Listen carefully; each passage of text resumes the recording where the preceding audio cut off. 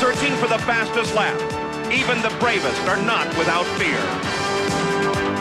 There's not been a race I have not been in that at one time or another I hadn't scared myself.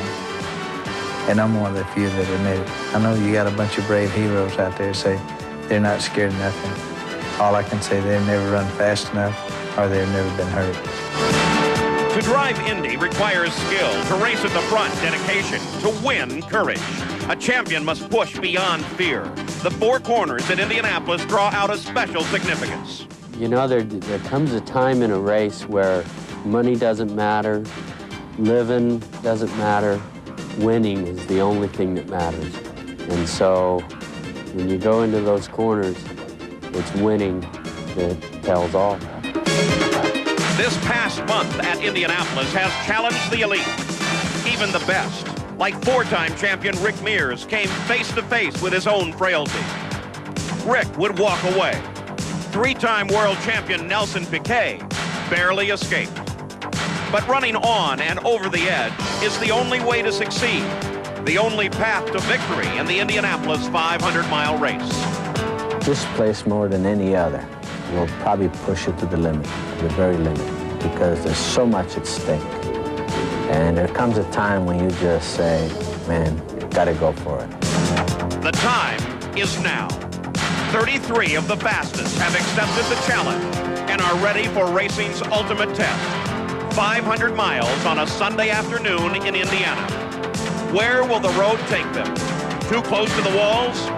Or to victory lane with its fame and fortune? Indy is a human struggle against all odds. It brings pain and anguish, while at the same time, incomparable reward. In its 81-year history, 589 drivers have started the run. But the Indianapolis 500 has only permitted 54 to make the final turn into victory lane. As this day begins, the focus is 200 laps away. An antique cup waits for the new champion, whose likeness will be molded in silver to join the historic line.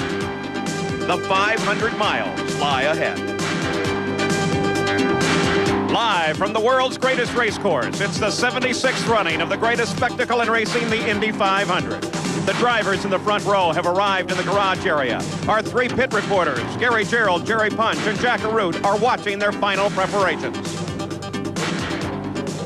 Well, certainly, Paul, the anxieties of the pre-race regimen, no stranger to Mario Andretti. This is the 27th time he's gotten ready for the 500 miles. He's upbeat, confident here in his garage, renewing acquaintances with singer Amy Grant, his son Michael, wondering if this might be the day that elusive second win is his. There's an air of confidence here in the Ganassi garage, a cautious optimism, if you will, as 34-year-old Eddie Cheever is set to become possibly just the second driver in 25 years to collect his first IndyCar win, and this, the greatest spectacle in racing. His crew arrived at 4 a.m., but Roberto Guerrero only got here about 2 hours ago, the latest he's ever come to the International Speedway. He's alone with his thoughts right now, thinking about what will be necessary to go from the pole position to his first victory ever, Paul Page, in the Indy 500. Well, it's right now about 47 minutes until the engines are commanded into life at this, the pinnacle event in racing. To win anywhere else earns money.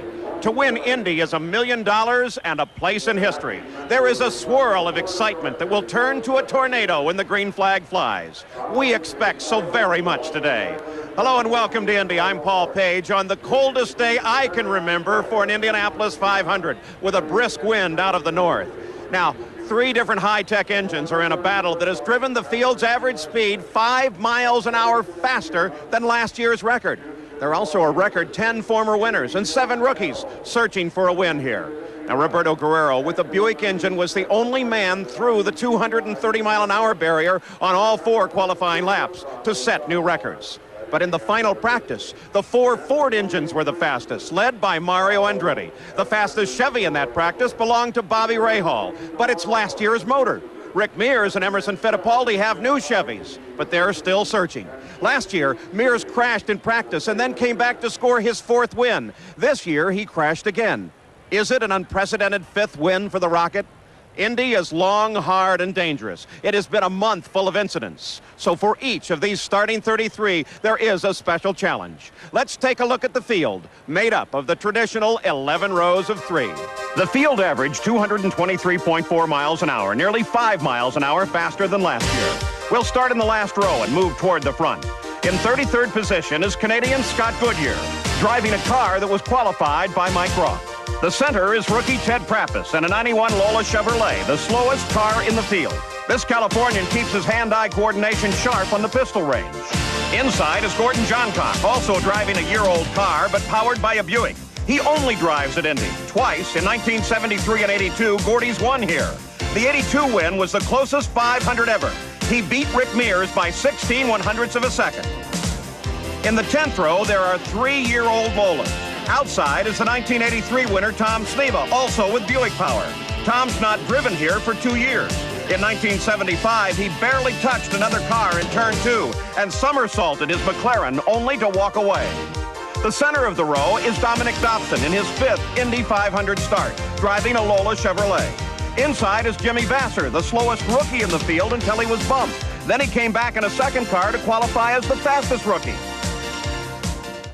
The field of 33 have collectively won $33 million in the Indy 500. ABC Sports presentation of the Indianapolis 500.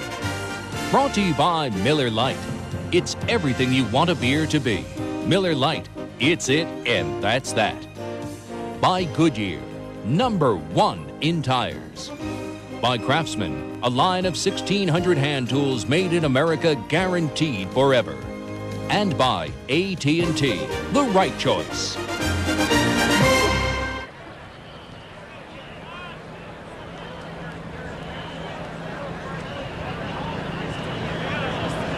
Counting today's 7 rookies, 596 drivers have started the Indy 500 since it began in 1911.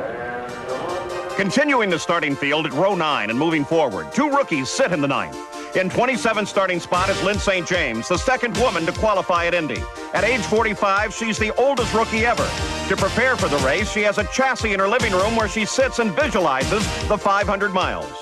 Another rookie, Brian Bonner, is in the center, driving his first IndyCar race and first race ever on an oval track.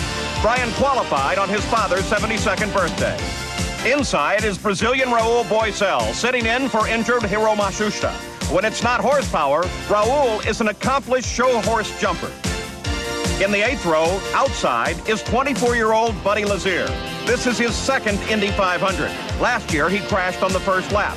He started racing not as a driver, but as a skier. A.J. Foyt sits in the center, the first 4-time Indy winner. Last year, A.J. was to retire after the race, but this year he's back, and the word retire is missing from his vocabulary. Another 4-time winner, Al Unser, is inside. He came here as a spectator, but now replaces the injured Nelson Piquet. The last time he replaced someone was 1987, when he won. Row 7 on the outside, Jim Crawford is back with the same Buick power that carried him to 6th in 1988. He holds the fastest unofficial lap at the Speedway, but problems in time trials gave him 21st starting position. Driving as a teammate to A.J. Foyt is Jeff Andretti. Last year, he was voted Rookie of the Year. In November, he married Angelique, and they live near the rest of the family in Nazareth, Pennsylvania. Paul Tracy is the test driver for the Penske team. Roger is giving the young Canadian a shot at Indy in a 1991 car. In the first week of practice, Paul got a nasty taste of the Indy walls, writing off a brand new car. A.J. Foyt, America wants to know, why are you back? Well, I'm back because I want to race, and I really enjoy it. What about starting in the 8th row for only the 4th time in your career? How are you going to race from there? Well, we're going to have to run pretty hard and just try not to get too far behind. It's not as good as where we started last year in the front row, but it's better than not starting at all. There's another newsmaker in row 9, and for that, here's Gary Gerald. Jack, as Lynn St. James prepares now to realize a lifelong dream, Lynn, the question would be, as you look for your niche in Indy history, what's the biggest concern?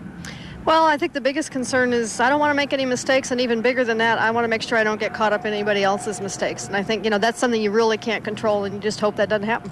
Hope it's a good, safe day. Thanks. Wish you well. Thanks very much. Paul?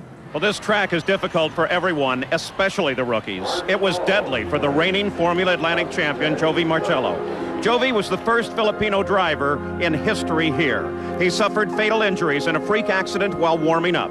It was Jovi's dream to drive at Indianapolis. He was the first driver to be killed here in 10 years.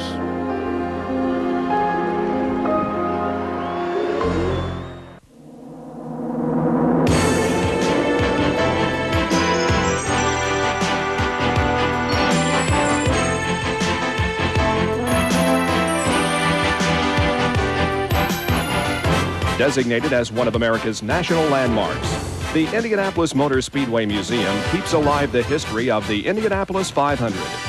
Come visit with us and find out why the 500 is the greatest spectacle in racing. The Gillette Company, maker of the Gillette Sensor Shaving System and Right Guard Antiperspirant Antiodorant, is proud to bring you the Gillette Halfway Challenge. The Gillette Halfway Challenge awards the driver leading at the halfway lap $10,000. And stay tuned because a lucky fan who has entered the Gillette Halfway Challenge for the Indianapolis 500 will win a beautiful Chevrolet Corvette. It's about 35 minutes to the start of the engines for the 76 Indianapolis 500. In the field, there are 12 Buicks, 17 Chevys, and 4 Fords. That mix has created great competition among the 3 manufacturers. Here's a look at these power plants, starting with the Buick and Jackaroo. The Buicks have proven they're quick. In fact, they get 10 inches more boost and put out about 75 more horsepower. But their valve train is powered by push rods, and in the past they've blown engines. Engineers say they've solved the problem, but the jury's still out. Chevrolet has been the engine of dominance in recent years, having won the last 4 Indy 500s and the last 39 IndyCar events overall. Drivers say that they may be down a bit on horsepower, but they drive with the confidence of a 94% engine reliability factor over the last 6 years. After 20 years, Ford has returned to IndyCar racing with an engine about half the size and some 90 pounds lighter than its counterparts. With the horsepower proven by qualifying, there are just 2 concerns. 1, reliability. It hasn't been asked to go 500 miles under race conditions. And 2, fuel efficiency. Remember, horsepower requires fuel, so the engineers believe this engine could get very thirsty before the afternoon is over. The last time a Buick finished in the top 5 was 1933 with Stubby Stubblefield at the wheel. Now here's more of our look at the 33 that will start the 500-mile drive. Continuing with the 6th row, the 18th starting position. John Paul Jr. snatched the 1983 Michigan 500 win from Rick Mears. This is his 4th Indy 500 start. Scott Pruitt drives everything. The True Sports IndyCar, the Trans Am, IMSA, IROC, and in April, the USS Birmingham, a nuclear-powered submarine. Philippe Gache is driving in his first IndyCar race ever, the first Frenchman in the race in 52 years. His countryman, René Thomas, won at Indy in 1914 in a Delage. Philippe hopes for the same result. In row 5, it's 31-year-old Eric Bachelard of Brussels, Belgium, the reigning Indy Lights champion in his first start at Indianapolis. John Andretti is in the center with 4 previous races here. Last year, he finished 5th. John raced midgets and sprint cars, just like his uncle Mario. He lives with his wife, Nancy, just a few miles from the racetrack. Stan Fox is a midget racing veteran in his 5th Indy 500. He'll start the number 91 inside row 5. He loves fine machines, like the motorcycle he customized. In the 4th row, Al Unser Jr., driving in his 10th Indy 500 in the new Alan Mertens design Galmer. On the track, little Al's as tough and focused as they come. Away from the track, he and his wife, Shelley, play life just a little bit looser. The 89 winner, Brazilian Emerson Fittipaldi, starts in the center. The former PPG Cup champion, twice a world champion, Emo's businesses range from automotive to oranges. Bobby Rahal is the 86 winner. He drives a newly formed IndyCar team using a Chevy-powered Lola. Bobby is both the driver and the owner, along with Carl Hogan. Emerson Fittipaldi, historically, you've been noted for aggressively attacking at the green flag. But today, mired back in row 4, have you reevaluated your approach to the start? Well, I tried to make a good start, but it will be a long, long race. And, you know, like Roger's just talking to Roger a few minutes ago, and Roger said, Emerson, remember, it's a long race, you know, 500 miles. And I see how it goes, you know. I wait 1 or 2 laps, everybody to settle down, and then I try to go as fast as I can. Emerson Fittipaldi poised to pick up Indy win number 2.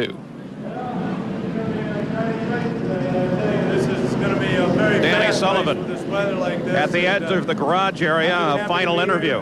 Proud and great to see all these people again, and we're going to give them a great show. You still get nervous at Indianapolis. As Danny starts to make his way to the track, the engines are being warmed on the straightaway by the crews. Lynn St. James, the second woman in history to start an Indy 500. Janet Guthrie was the first.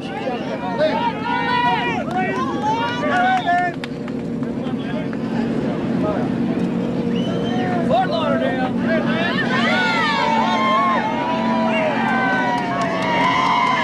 The giant crowd moves toward their seats as driver and crew surround their cars. Now, another installment in our continuing series on what's new in sports, science, and technology. In just under 27 minutes, nearly 25,000 horsepower will roar into life on the main stretch. Now, more of the starting field. Continuing outside the third row, the 9th starting spot. Rick Mears driving for Roger Penske. His car is a Penske chassis with a second-generation Chevrolet. Last year, he won the Indianapolis 500 for the 4th time. 2 weeks ago, Rick was in this horrifying crash, sliding down the backstretch upside down. But miraculously, he walked away. Rick suffered a small fracture to his right wrist that makes it difficult to get out of the car, but doesn't affect his driving. 42-year-old Danny Sullivan is Al Unser Jr.'s new teammate. He'll drive a Galmer powered by a Chevy. In 1985, Danny was chasing Mario Andretti for the lead when he spun, but then came back to win. After a race, he can't wait to get home to Aspen, Colorado, and his son Driscoll. Scott Brayton held the one-lap record here in 1985. He'll drive a Buick-powered car like the one that gave him that record. Scott enjoys hosting groups visiting his garage, drawing them into the sport he loves. On May 5th, he hit the wall hard, but the crew repaired the car in time to qualify. Outside row 2 is Michael Andretti. Michael led the most laps in last year's race, 97. He is here with the new Ford engine designed for his Lola. He's written a kid's racing book that he shares with his children, Marco and Marissa. The center of the second row is Gary Bettenhausen, still searching for an Indy win with his Buick Lola. His father raced and died here. His brothers are both racers, but Gary's twin sons, Kerry and Todd, are both design engineers. The inside of row 2 is the 1990 winner, Dutchman Arie Luyendyk. This is his first race this year. He'll drive a Ford Lola for Chip Ganassi. Last month, Arie was named one of People magazine's 50 most beautiful people. In the first row are 2 men starting at the front for the first time and a former winner. Mario Andretti is outside in a Lola Ford. He won this race in 1969 to be kissed by Andy Granatelli. Mario loves motorcycles. He even tested a Formula One bike. Controversy clouded this lap 1 incident at Long Beach, where he tangled with Eddie Cheever, eliminating both. Cheever will start beside Mario in the center of the front row, driving a similar Lola Ford. Eddie is also a writer, unpublished as yet. He considers his writing much too personal to allow others to read. The pole position is Roberto Guerrero with a new 1 and 4 lap track record. Better luck than he's seen here before. He drives a Lola powered by a Buick.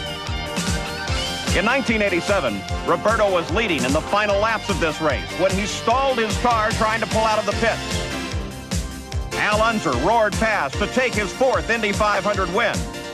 Roberto would finish in 2nd place. 4 months later, in a test session, he was seriously injured here. His career was in doubt as he laid in a coma for 17 days.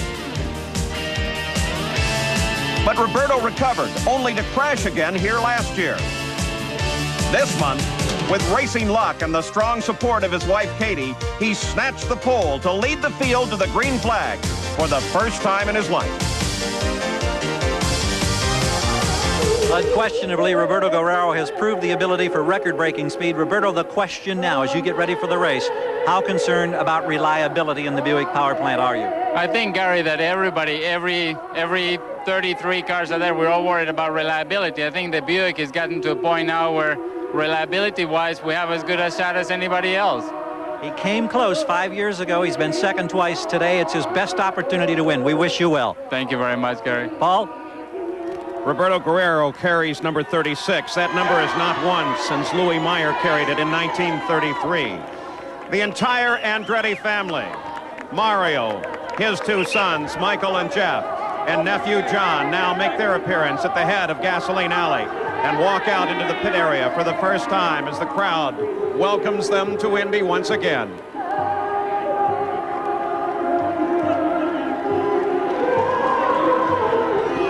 And the defending champion, Rick Mears, Roger Penske driving him out. Remember, Rick has terribly tender feet after that accident earlier in the month.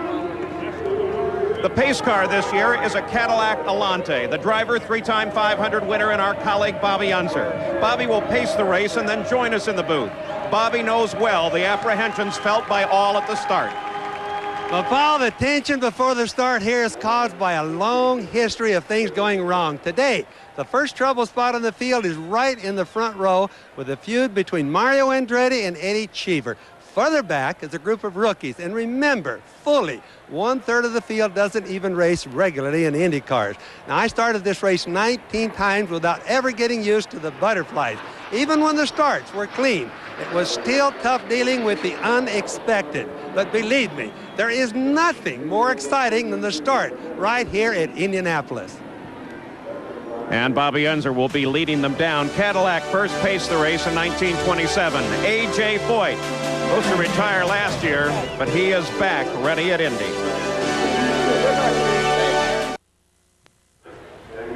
The Gillette Company, maker of the Gillette Sensor Shaving System, the revolutionary razor that adjusts to the contours of your face, and Right Guard Antiperspirant Antiodorant for maximum protection against wetness and odor, is proud to bring you the Gillette Halfway Challenge. The Gillette Halfway Challenge awards the driver leading at the halfway lap $10,000. And stay tuned, because a lucky fan who has entered the Gillette Halfway Challenge for the Indianapolis 500 will win a beautiful Chevrolet Corvette. At Indianapolis, the countdown continues as we move to the engine start. The traditional ceremonies are soon to begin. Throughout the month of preparation, there have been a number of issues up and down pit road. Sam Posey now looks at two of them. Well, Paul, speeds rose more this year than they have in 20 years, and it has been a very dangerous month. Marcello's death, Piquet, Maschusta, Carter, all with broken bones. Is there a correlation between the speed and the danger?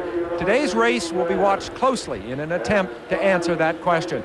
Now, last year, when Rick Mears won his 4th Indy, speculation about a possible 5th win began immediately. A.J. Foyt and Al Unser, of course, have also won 4, but they are in their 50s and considered, frankly, long shots for another win. Rick, on the other hand, has just turned 40, and he drives for the Penske team, the best in the business when it comes to winning this race. We decided to take a closer look at this man who, if he does win today, will become the undisputed king of Indy.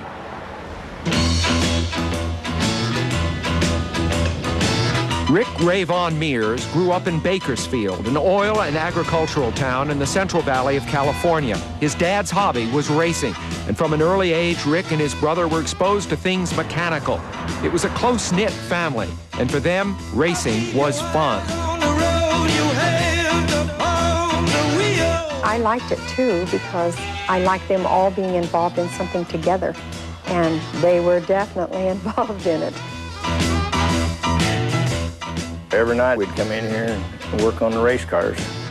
We won a race one time in Riverside, so we had the money to build a shop, because we used to work out there in the back with a flashlight in our mouth and playing on them race cars at night. I never did any of it to get anywhere. Didn't do a thing like that. I just did it because I enjoyed it. From the beginning, it was clear Rick was a natural. He had the instincts, the sharp eyes. It was easy. Other drivers come and say, well, what are you doing down in this corner? You know, what do you do to get through here? And you know, and I'd say, what do you mean, what do I do to get through there? I don't know. I just do what feels right, whatever it takes. In the desert races, the terrain was always changing. Rick learned how to adapt to the situation moment to moment, an invaluable lesson for Indianapolis. You have one lap that's 800 or 1,000 miles long, you don't memorize it. So you have to stay on top of it, 100%, concentrate for 10 to 15, 20 hours, however long the race is. You drive what you see, not what you know. By the time he was 25, Rick had cut his hair and was on the road to Indy. Car owner Roger Penske spotted his talent, and despite the fact Rick failed to qualify this pink car, Penske, who needed to replace Mario Andretti, asked him to join the team. How would you like to maybe drive for us? I can't give anything other than Indy and a few races next year, depending on what happens to Andretti. Said if you're interested, come on to the farmhouse, because that was kind of a week before we raced at Michigan, and Mears was there at 6 o'clock in the morning knocking on the door, so he was even aggressive in those days. Penske's team was at its zenith, and Rick won Indy in just his second year. Because it wasn't widely understood yet how good he really was, the impression lingered that he hadn't exactly paid his dues. Then, this fire erupted during a pit stop, invisible flames causing chaos. Trying to get out of his car, he just came into the pit. Rick's dad grabbed an extinguisher and put him out, but Rick had been burned painfully and scarred. The biggest risk here, of course, is inhalation. Actually start up there. And the following year, he would suffer this loss to Gordon Johncock in the closest finish in Indy history. Rick had been hurt, and he had lost. His dues, it was said, were paid. His second Indy victory was the work of a maturing master. By now, the Penske team was like an extended family. An air of invulnerability surrounded him. He had been tested and found to be the real thing. He was a star, but not distracted by stardom. And he was newly in love with the woman who would soon become his second wife. I never really thought that Rick would ever get seriously hurt in an Indy car, and I realized that was being totally naive. In September of '84 when he crushed both of his feet. In addition to the pain and the permanent disfigurement of his feet, Rick was sidelined at the height of his career. He spent 3 months in the hospital and a further 6 in a wheelchair. While others talked of his retirement, Chris never doubted he would drive again. Racing is Rick's first love, and it always has been, it always will be, and I know that Rick would be miserable without it. So for that reason alone, I'm glad he's racing, because I don't know what he'd do if he wasn't racing, and I don't think he does either. So far, Rick has not had to look to a life beyond racing. Recovered from his Sanair crash, he has won Indianapolis twice in the last 4 years.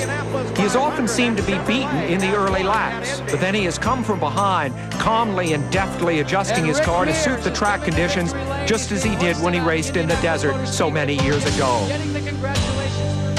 The kid from Bakersfield has come a long way, but he has changed very little, except, that is, for the number of fingers he holds up in winner's circle. How soon will it be 5? That is Indy history, waiting to be made by Rick Rayvon Mears. Rick, a fractured foot, a fracture in your wrist, is that going to affect your drive, and how? I don't think so. And I think this cool weather is a big plus. The new Marlboro car this year has a lot lighter steering than last, so that's really going to help the wrist. And the foot, it's the left foot instead of the right, which is the one we don't use as much around here, so we should be better shape than last year. It's been 6 years since you've started a race here at Indy, not on the front row. How does that make you feel? Well, we'd much rather be up in the front row, but you know, it's not different than any other race that we start back in the back a little bit farther, and you know, you just got to be heads up, you know, watch the traffic. We just want to get through the first lap or two and get comfortable and then go from there. Well, good luck to you. Thank you very much, Jack. Well, the tempo is beginning to quicken here on pit road as we draw closer to the start of the greatest spectacle in racing, the 76th running of the Indianapolis 500. We'll be back. Bobby Rahal, the 1986 winner. This is a new team for Bobby. He bought Pat Patrick's Sable over the winter along with his partner Carl Hogan. Bobby's a great spokesman for his many supporters, a very successful businessman. Now in the infield, alongside the famous Hall of Fame Museum, is the jet fighter used in Bobby's most recent commercial. Now Bobby, like many of the drivers here, would just love to fly such aircraft as this Swedish Dragon. Jack Arute earlier asked Bobby how different it is being a driver rather than a driver owner. I think it makes it more meaningful. There's no question I've worked harder this year than any year, number of miles that we've run. This has been a lot more fun this year than any year, not just here, but just from the start. And of course, winning at Phoenix did a lot to, you know, help that along, obviously. But it's been, you know, you pinch yourself. If it hadn't have been for Miller, if it hadn't have been for Carl Hogan, you know, there were all these pieces floating around, and they all came together. An incredible crowd here on a very crisp and cold day. The wind blows from the north. That will be behind the cars as they roll down the front straightaway. Most of the drivers are in their cars now.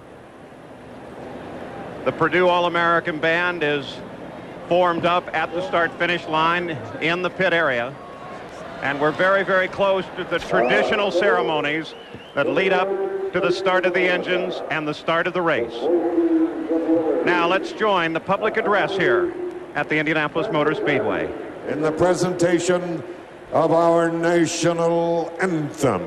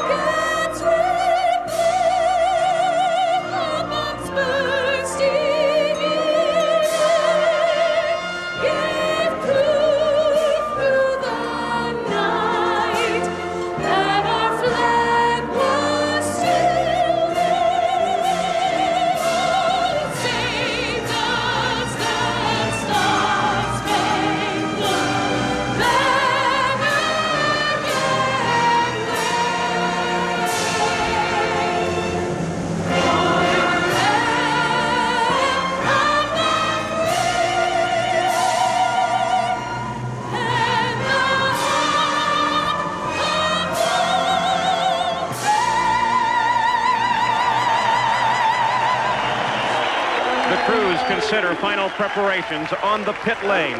The participants are ready. We'll be back after these messages and a word from your ABC station. Very shortly now, the engines will begin to fire, to roar their challenge to one another. The giant crowd, as you can see from high above the track, assembled, waiting for the moment when the engines will be called to do their job. Considering the Memorial Day weekend and its nature is always remembered here. Air Force F-14 Tomcat jets cycling over the top of the track. And down on the starting grid, they continue to strap their drivers in the cars. Let's go back to the public address. Remain standing and in silence. On this Memorial Day weekend, we pause here in a moment of silence to pay homage to those individuals who have given their lives unselfishly and unafraid to make it possible for us to witness as free men the world's greatest sporting event. We also pay homage to those men who have given their lives unselfishly and without fear to make racing the world's most spectacular spectator sport.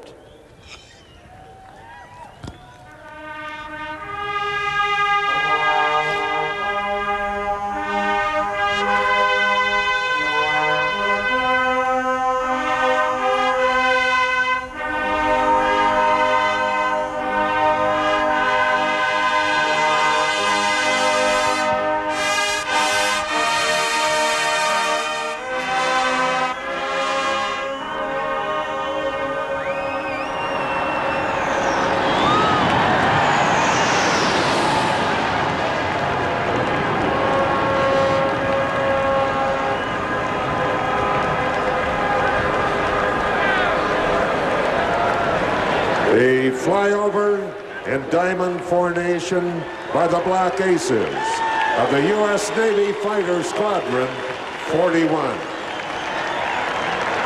Well, race fans, you know, during the month of May, we enjoy many very special moments here at the world's greatest race course.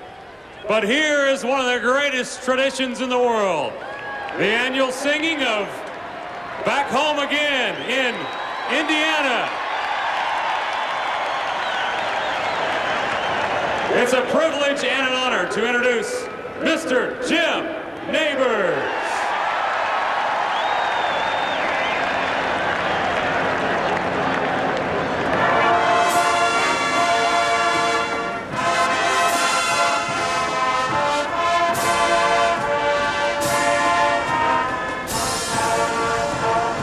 Back home again in Indiana, and it seems that I can see the gleaming candlelight still burning bright through the sycamores.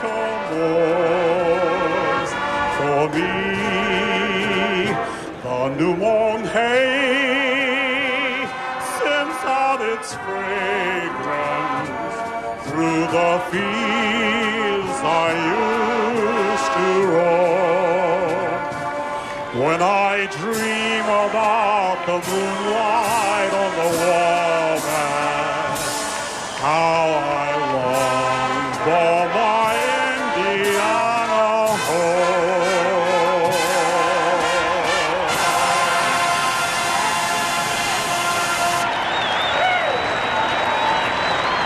We move now to the head of the field, where the next words will be spoken.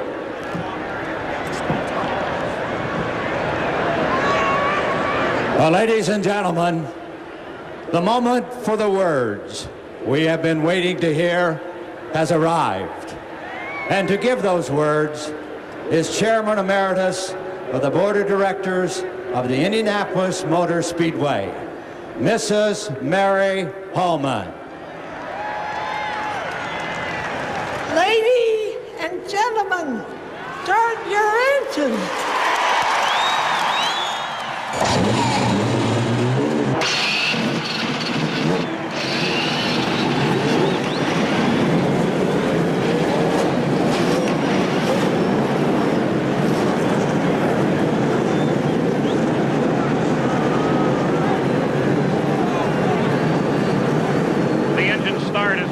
Moment for each of these crews. Just before the start, John Paul's crew had the cowling off the top of his engine. All the work done on the cars could be erased in a second.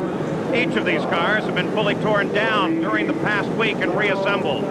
It seems more common at Indianapolis than any other place that a car will fail to start, especially considering the crisp, cold day here.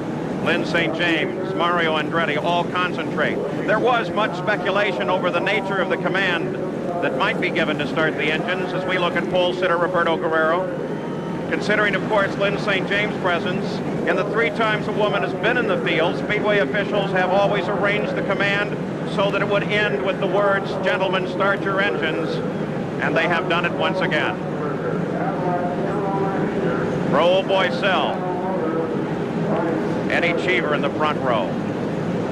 Now on this crisp and cold day, the coldest we can remember, Al Unser Jr. They'll give the engines plenty of opportunity to come up in temperature and be ready to go.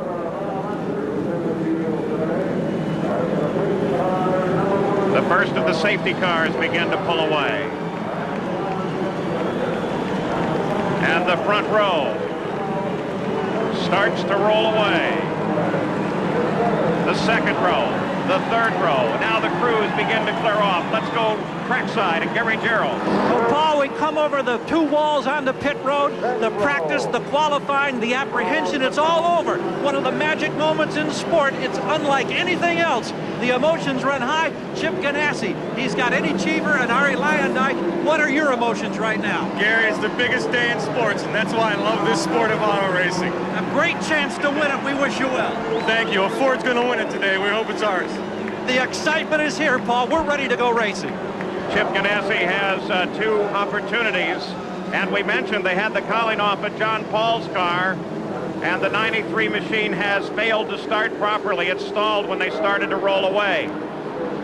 Now John Paul Jr. talks it over with the crew, but very quickly they'll have to get it off of the starting field. They're going to try and hand start it, and it fires and they go, looking over Bobby Rahall's shoulder. The weather today at Indianapolis, the coldest in our memory, 51 degrees right now, a slight chance of showers, but the forecasters say the race should be able to be completed without any interference from the rain. Our Valvoline race analysis.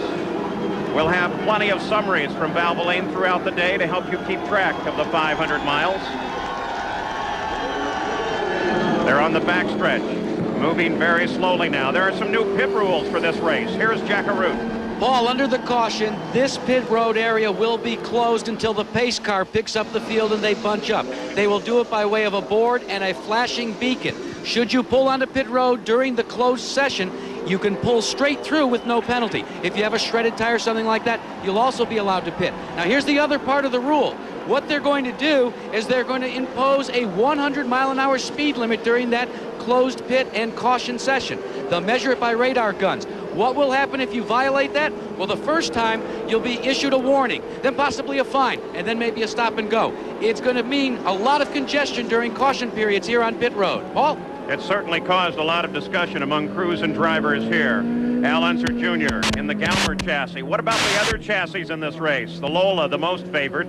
Many with Buick power prefer the 91 because it was designed for that. And the engines in the 76th running of the Indianapolis 500, that tremendous battle between Chevy, Buick, and Ford. We'll keep track of that throughout the day. And of all the starters in the field, there are the stats on those. $33 million have been won by this field. As now, for the first time, the first of the 3 parade laps. The field comes in view of the main grandstand. Driving the pace car is Bobby Unser. Bobby, it rained last night. Has the track changed much? What's its condition? The conditions are good, Paul. The track is clean. Looks like the rain might even help get a little bit of the rubber off of it. In my opinion, the track is going to be the fastest it's ever been at the start.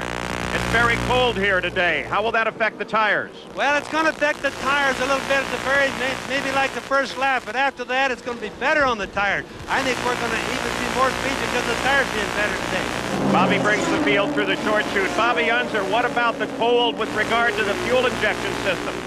It really won't affect much, Paul, because everything is fuel injection, computer controlled. That's going to make the difference. And coming on the back straightaway now, we'll accelerate to about 130 miles an hour in the Cadillac Alante in just a minute now. All right, Bobby, we'll let you pay attention to your very important job of bringing the field down.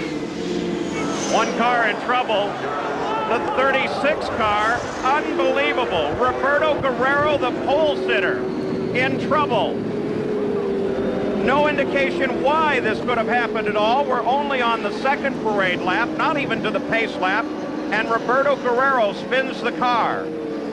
Talk about his bad luck here, Sam Posey. It struck again. He has been on an emotional roller coaster throughout the month of May. Of course, he has not driven in cars, in racing cars, for almost a full year since he raced here. That's his wife, Katie, there. Of course, a look of disbelief. What could you be thinking at this point? They weren't even up to medium speed. It had to have been some incredible mechanical problem. You're looking at the team there of Kenny Bernstein. We're going to see him on the middle of the screen there. Absolutely inexplicable. The only thing that one might consider, Bobby indicated to us, Bobby Unser, how cold it is, and because of that, look, the car is damaged. Yeah, no question, he's out of the race. The tires may not have come up to full temperature, and maybe with that high torque engine, when he shifted gears, just suddenly. Boy, it... Oh, what a terrible situation for Roberto Guerrero. One of the nicest men. We thought that he was making a true comeback. Of course, he was one of the fastest and best drivers in IndyCar racing in the mid-70s. He suffered a concussion at this track in 1987 in a testing accident. He was in a coma for 17 days. And after that, and we're looking back now from the pace car, look at the right there, Roberto. Wow. He appears to have just turned suddenly, doesn't he, Paul? I think car owners felt that he never had fully... This is Philippe Gash. Incredible. And this is Philippe Gash, who spun in the fourth turn. We're not even to the pace lap of this race. And that, now that we've had two of them, what do you think? The track is very cold. These tires must also be cold. That's possible, but I don't think that's what happened to Roberto. Now, of course, Philippe Gash is very inexperienced in open wheelers, cars with this kind of power, no prior experience. I talked to him just a couple of days ago, and I said, Philippe, what's the toughest thing that's happened to you all month? He said, I think the toughest thing is ahead of me, the start. He was very worried about this, and he had reason to be. Well, now the field will have to work its way around all of the vehicles that are attending to Roberto Guerrero and no doubt will delay the start of the Indianapolis 500 as Bobby Unser takes the field around very, very slowly. So we'll keep track of this situation, and we'll be back in just a moment.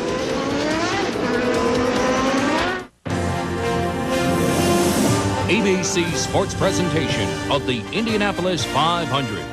Brought to you by Chevrolet, the cars and trucks more people depend on. By Miller Genuine Draft, America's fastest going beer. By Goodyear, #1 in tires. And by Gillette and the revolutionary Gillette Sensor Shaving System. Gillette, the best a man can get. Well, the field is forming up and beginning what we are told now will be the pace lap, that they will go green next lap. Near tears, Katie Guerrero. Her husband's car has been reported as too damaged to continue on. A report from a driver further back in the field was that Roberto just suddenly accelerated, perhaps going up to shift gears, and then this happened. The pole sitter at the Indianapolis 500 is out before the start of the race. And Philippe Gage, the number 44 car, very much the same sort of situation, I would say, Sam. Yes, certainly can suggest that the cold tires mated with over 700 horsepower as you're going up from second to third gear could produce that. It is obviously devastating for Roberto Guerrero. All right, the field now moving down the backstretch, the front row consisting only of 2 cars. Philippe's still in the pits now. He started the engine, made it around, but they are checking his car. Now the pace picks up as they move into the third turn. 2 cars in the front row. The rest of the field not well formed behind them. Moving through the fourth and final turn. A very different kind of start than we might have expected. A totally different scenario without Guerrero in there. Checking the onboard cameras as the pace begins to pick up now. They come off the fourth turn. The field accelerates. The green flag is out. And Eddie Cheever moves to the front as the 76th running of Indy is underway. And look at Mario and Michael Andretti. They split and go around Eddie Cheever. The Andrettis are in the lead. Well, there had been a feud between Cheever and the Andrettis, and boy, did the Andrettis take care of that feud in a hurry. Aerial bombs sound out overhead, indicating position of the cars on the track, and Michael Andretti is pulling away on the very first lap of the Indy 500. With conditions as they are, by the time his tires are up to temperature on the second lap, we are probably going to see a new lap record at Indianapolis coming up very fast here. His straightaway speeds in the 240-mile-an-hour range with this following wind. And the first lap belongs to Michael Andretti. One of the biggest... Mario just behind. Eddie Cheever lies back in third. The difference, by the way, between Mario and Michael's car, Mario has a red rollover bar and a red number on his car. And at the moment, the difference is that one of them is going a great deal faster than the other. This is one of the biggest leads at the end of the first lap that we've seen in a long time. I talked to Penske designer Nigel Bennett just moments before the start. He said that the following wind down the front straight is going to add 300 RPM to their speed there. That's the straightaway. You just saw it there. The Ganassi team now chases Mario Andretti. That's Arie Luyendyk that ducks under Mario into second place now. Interval first to second, about 12 seconds. Arie Luyendyk has the white rollover bar. Then Mario, then just behind him, Eddie Cheever. So Arie Luyendyk is now in pursuit of Michael Andretti, the leader of the race. We have talked so much, you see Arie there, about the battle among the engines. Right now, the Ford engines are 1, 2, 3, 4. There's no battle at all. They're running away with it. But of course, the race is very early in the going. And remember, the Ford engines were very fast in the final practice session. In fact, they were the fastest 4 cars. And they ran very well 2 weeks ago in cool conditions just like this. Watching the fight now for second place.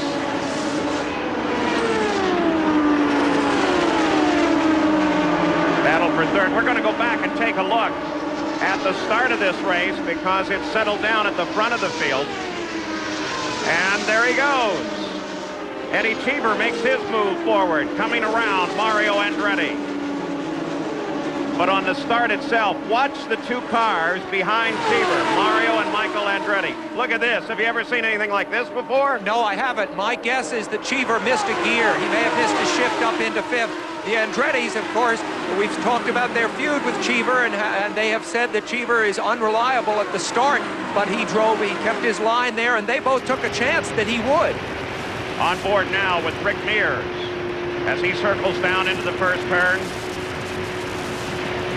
You know, that incident at the start could very nearly have taken out another 3 cars, and the 4 fastest cars in this race could have been out of the race before the second lap began. In the older days here, the field used to bunch up a nice tight rectangle coming to the start. And had it happened in one of those situations, we would have had a very serious situation on the first lap. In qualifying, the difference between the fastest car in the race and the slowest. And another car slowing down. We'll see if that brings out a yellow flag. Looks to be Eric Bachelard, the Indy Lights champion. Yeah. Very disappointing for the Dale Coyne team. Bachelard, in my view, was one of the 2 or 3 really good rookies. It's brought the yellow out. That car in a precarious position, so they decide to bring out the yellow at the Indianapolis 500.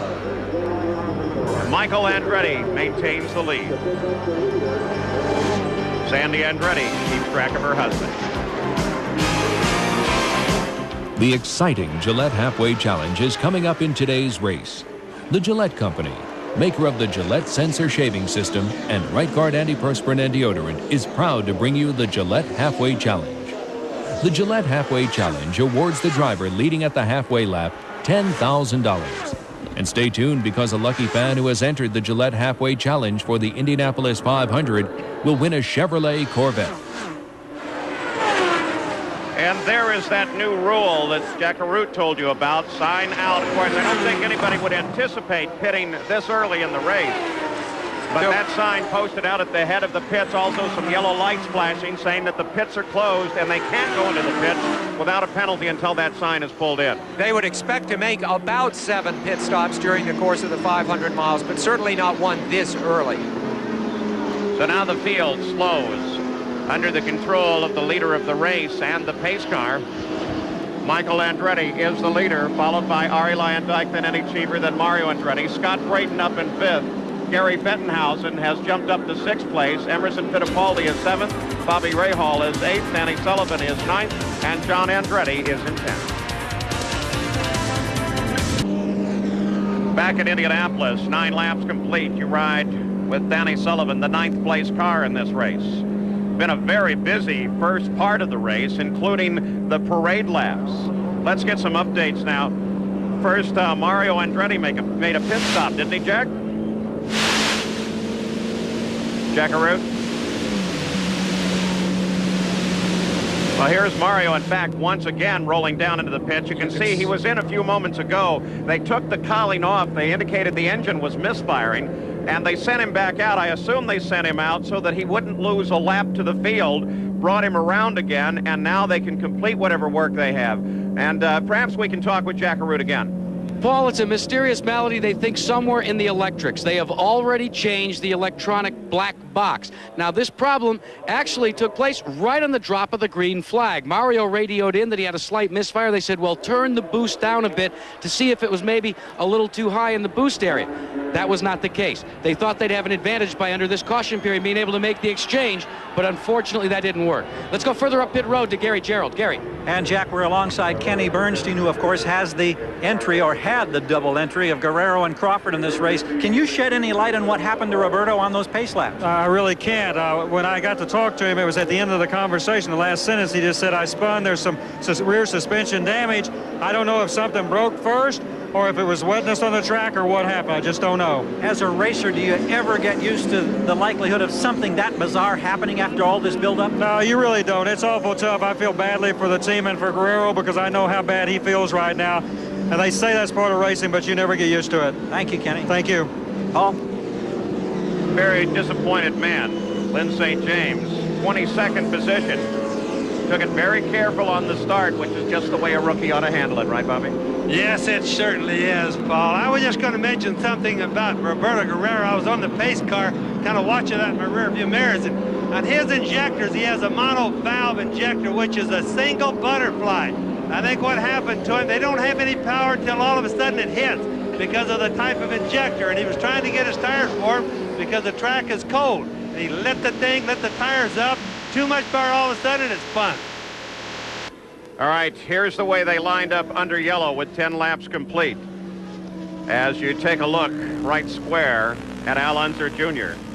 10 tries, he's never won here, but he's been oh so close. 1989, remember his contact with Fittipaldi on the second to last lap of the race. He's the only driver in the race to have finished in the top 4 in the last 3 years. The pace car now pulls off. Michael Andretti leads the field down as we go back up to racing speeds at the Indianapolis 500.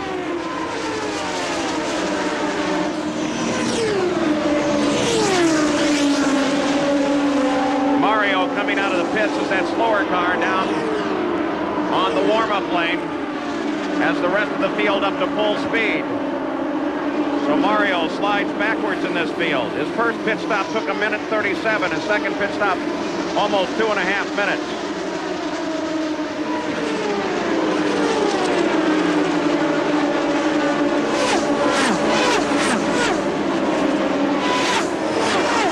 Jim Crawford trying to move up now. You got a glimpse of him in that bright green car, identical to the pole sitters. Emerson Fittipaldi trying to hold off Gary Bettenhausen. There's a matchup with Emerson Fittipaldi with the new Chevy B engine. Gary Bettenhausen has a Buick. And a car into the wall. A teammate of Gary Bettenhausen's. Another one of the Buicks out of the Menard stable.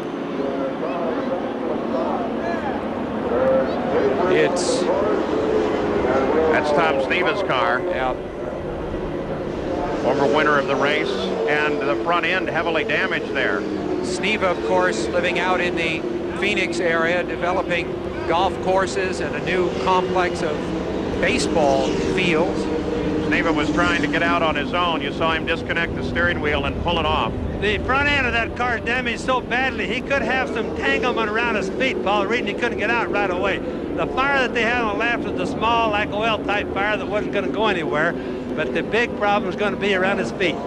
Tom Sneva has crashed in 5 of his last 7 Indy 500 starts. Yeah, incredibly, he has not finished at all since he won this race in 1983, and of course he continues that streak now. And you notice how the field, see there's this debris all over the racetrack, and the field had to really come down. Look how close they are to the pit entrance, single file. A lot of them, I'm sure, said, oh, why don't you just let us go down through the pits? Let's look at this situation as it developed with Tom Sneva, as we're under our second caution of the day. You can't help but think how close on the racetrack this happened to where Nelson Piquet also crashed. Look at the upper part of the screen. That is a crash almost identical to Piquet's, Paul, Bobby. Very, very close. Lost it at the apex. He just flat lost it. It was just the rear end came loose. I don't think anything broke on the car. It was just simple matter. Another angle, same situation. And you can watch. It's right, Paul, at the most likely place that a guy loses it, at the very sharpest or the right down at the apex of the turn. Another look at the same accident from down right on top of the wall. Watch the yellow car, there it is. He did not hit directly head on, which is encouraging there. Not as severe an impact as Piquet's was. The speed was lower and the angle was better. Let's have high hopes for Tom Sneva. So Tom Sneva loses control in the 4th turn, catches the wall on the outside, bringing on the second yellow light of the day. We'll return with more action from the Indy 500 after this message and a word from your ABC stations.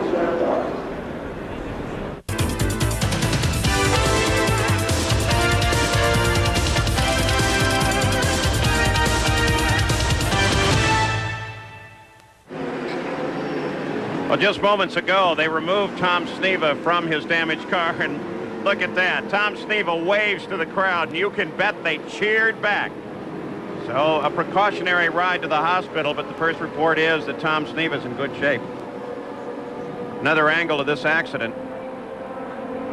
Sneva is one of 10 former winners in the race, and some of those men, including Sneva, have not had much experience lately. And Bobby, your brother Al told me, you know, when you haven't been driving a lot, what leaves you is your ability to handle the traffic. Whether that was part of the cause of this accident, he was following other cars closely, and there must have been a lot of turbulence taking air off that front wing. Well, you can just see that the cars have so much adhesion, and then all of a sudden they just bust loose. Let's go down to the pits. Jack Roots with Roberto Guerrero. Well, Paul, this is the first moment that Kenny Bernstein, the owner, had with Roberto Guerrero. He had just finally made his way back to the garage area. They've exchanged information. Roberto, share with us what happened out there. Well, I keep hoping this is a dream or a nightmare, and I don't know if it is. You know, it was obviously with the cold weather. I was trying to warm the rear tires up, and I gave it a little bit too much, and it just swapped into me. It seemed like the picture perfect month that we had. It's the only mistake I made the whole time, a tiny little mistake, and unfortunately it cost us the race. I mean, I feel so bad for the whole Quaker State people, the Buick people, the whole King Motorsports team. You know, everybody worked so hard, and you know, being on the pole and we didn't even get to take the green flag. It's you know, it's a tough one. I don't really know. What was the emotional feeling, though, when it happened, when that car snapped around? What was the feeling in the gut? Well, at that time, I was still hoping it was a nightmare and I was going to wake up, and that's all. I mean, obviously very disappointed, but Roberto Guerrero will bounce back again. Time and time again, he does, Paul Page. He's had his downs, but he's had his ups as well. Back to you. Roberto has not finished an Indy 500 since he ran second in 1987. Mario Andretti is back in the pits. You're taking a look at the Speedway from high over the track from Goodyear's Stars and Stripes with its bright new colors. It's symbolic of the new Goodyear under Chairman Stan Gault, who has engineered a turnaround at that company. The Goodyear Eagle radials on the race cars are also displaying a new look. Bright yellow lettering that says Goodyear is #1. Tom Sneva's car, as they take it back to his garage, badly damaged. ABC Sports presentation of the Indianapolis 500. Brought to you by Miller Genuine Draft, America's fastest going beer. By Chevrolet, the cars and trucks more people depend on. By Valvoline, people who know use Valvoline. And by Prism, the only spray-away car polish. Back at the 76th running of the Indianapolis 500, I'm Paul Page. We continue to circle under caution. So let's take this opportunity to show you what the drivers deal with in the cockpit. Here's Jack. When Ray Haroon was in the cockpit of this Marmon Wasp, on the way to victory in the first Indianapolis 500, he had to contend with some things that were pretty basic and sometimes quite primitive. He had the use of the rearview mirror, a shifting system that was mounted outboard and utilized an awkward system of clutch engaging and shifting of gears. When Ray came inside the car, he had to contend with 500 miles of turning the wheel, utilizing the brake on the left side and the gas pedal on the right side. He only had one gauge to concern himself with, and that was the oil pressure gauge for the Marmy. 81 years later, drivers are back to watching just one display that's located behind the detachable steering wheel. But this time, it's a sophisticated LCD computer display terminal, which gives to the driver all of the information that he may find useful in making adjustments to the car during the course of the race. Now, he also has a series of devices that he can adjust upon during the race to change the properties of the car. If he wants to change the fuel mixture, he can move that device from lean to rich. If he wants to add or decrease boost, he moves the boost knob. He can also change the handling capabilities of the car by stiffening or loosening the sway bars. There's a 6-speed gearbox on board as well, and a driver can use the 2 top speeds to make adjustments on the car's gear ratio during the course of the race depending upon track conditions. Now, each and every one of these adjustments, though, is assisted and sometimes dictated by what he reads on this display terminal. At speed, the dash processes over 2,000 information bits per second and becomes the driver's reference center. He instantly sees the effect of his line, position in traffic, and choice of gear. While RPM is the most watched display, an alarm system alerts the driver to impending problems, such as when his fuel tank is about to run dry. Guesswork is replaced by information processing. One wonders how old Ray would have handled today's technology. Well, all that great technology today, all that fine equipment, And you know what these drivers with their $350,000 cars would like to have right now, Bobby? A little bit of heat, a heater, the one item that's not in an Indy car. Many of them have radioed their crews and said it's very, very cold out here. Now let's get an update on Eddie Cheever. Here's Gary Gerald. We're in the Ganassi pits with Tom Anderson, who is monitoring Ari Lyondike. Ari came in, Eddie came in. There was a difference in the stops. Tom, you elected to have your driver change tires early. Why? Well, we just weren't sure how much of the incident that he may have come through, and it didn't take really that much long, and I didn't want him running around with a piece of shrapnel from that accident. It'll lay it in the tire, so all it was an insurance. He's pretty happy with the car, and it looks like it's going to be a pretty good day. Okay, that's Lyondike. Now, Cheever, we should point out, took on fuel, only didn't change tires. Any other adjustments to the car? No, none at all. He's happy. All right, let's check in with Jack Arute. Well, Gary, I want to show you all of the things that Mario Andretti's crew changed on board his car. The black box, the ignition system, all of the spark plugs. And then they discovered what the problem was. It was the ignition wire itself. There was a short in it. They've made the exchange now. The report is that he's okay. All right, so perhaps both Mario and Michael will be in great shape for the race. That looked like an awesome sign for those Ford engines for a moment. Yes, but what they were unable to change in Mario's car is that black cloud, that bad luck that seems to hang around him here at Indianapolis. I can't believe he's been struck so fast in this race. Early trouble for the Buicks. Let's consider this. Roberto Guerrero, Buick Power, goes out on the pace lap. Tom Sneva, Buick Power, with the crash. And Eric Bachelard out early. Now, when they come back to the restart, they should line up with Eddie Cheever in front. By the way, the first time he has ever led an IndyCar race. Coming up later today on ABC Sports, 4 of the world's top women golfers tee it up with the pressure mounting. The very first hole will be worth $115,000. Nancy Lopez had a great day yesterday. We'll have coverage right after the race of the J.C. Penney LPGA Skins Game as we continue today on ABC Sports. We expect to move up to racing speed once again. 19 laps are complete. Eddie Cheever leads Scott Brayton, who leads Michael Andretti on a very crisp and cold day. Bobby Unser, you've been here a little longer than I have. Do you remember a day this cold? Really, I don't, Bobby. It's the coldest day I've ever seen here. It's going to make the cars fast, but it's certainly cold right now for the drivers when they're going this slow. Temperatures in the low 50s. The green flag comes out once again, and Eddie Cheever is now challenged by Scott Brayton. And Michael comes to the inside. They're 3 abreast, heading for the first turn. And Michael wins the contest. Brayton slides into second place. Cheever is now 4th. There's a display of horsepower by the Buick with Scott Brayton at the wheel, but I should tell you, the Buick, of course, is a 6-cylinder engine, and only twice in racing history, including that first race back in 1911, has a 6-cylinder engine managed to win this race. And if that's an indication of the matchup, then the Ford certainly outperformed the Buick going into that corner. Michael Andretti back to the front. He last led the opening laps here in 1986. You could just see when he came down for the start how much confidence he had in his car, because he went down with the tires being cold. The tires get right down to ambient temperature when they're running that slow. So when he went into turn 1 underneath them, he had to be sure. Fight for second place. The fight continues. Scott Brayton holds him off, though. Scott Brayton tried it for a moment there. Scott Brayton, who you see currently running second, but under a lot of pressure, has been consumed by this race. You see him trying to shake off the draft by moving to the inside of the Ari track. Lyondike comes almost down to the grass as he challenges his teammate and goes around Eddie Cheever. Now Ari Lyondike takes a look at Scott Brayton. Well, you can see how important the drafting is, because, boy, when they go down the road or down the track crooked, one guy goes to the left, they all just follow. It looks like a snake going down. Watch the drafting, and you can see how important it is. The 22 car, Scott Brayton runs in second place. Yeah, he's been utterly consumed, this young man, by this race for many years. He's been in the race 10 times. This is his 11th start. Best he ever finished was 6 back 3 years ago. But last year, he briefly ran second, very deep in the race. You see him there, Scott Brayton from Coldwater, Michigan, nearby. Leader of the race, Michael Andretti, Ford Power. Can the engine hold on? This is its first 500-mile test. There goes Fittipaldi. John Andretti is chasing him. We'll let the rest of the field come through, give you an idea of the position of these cars.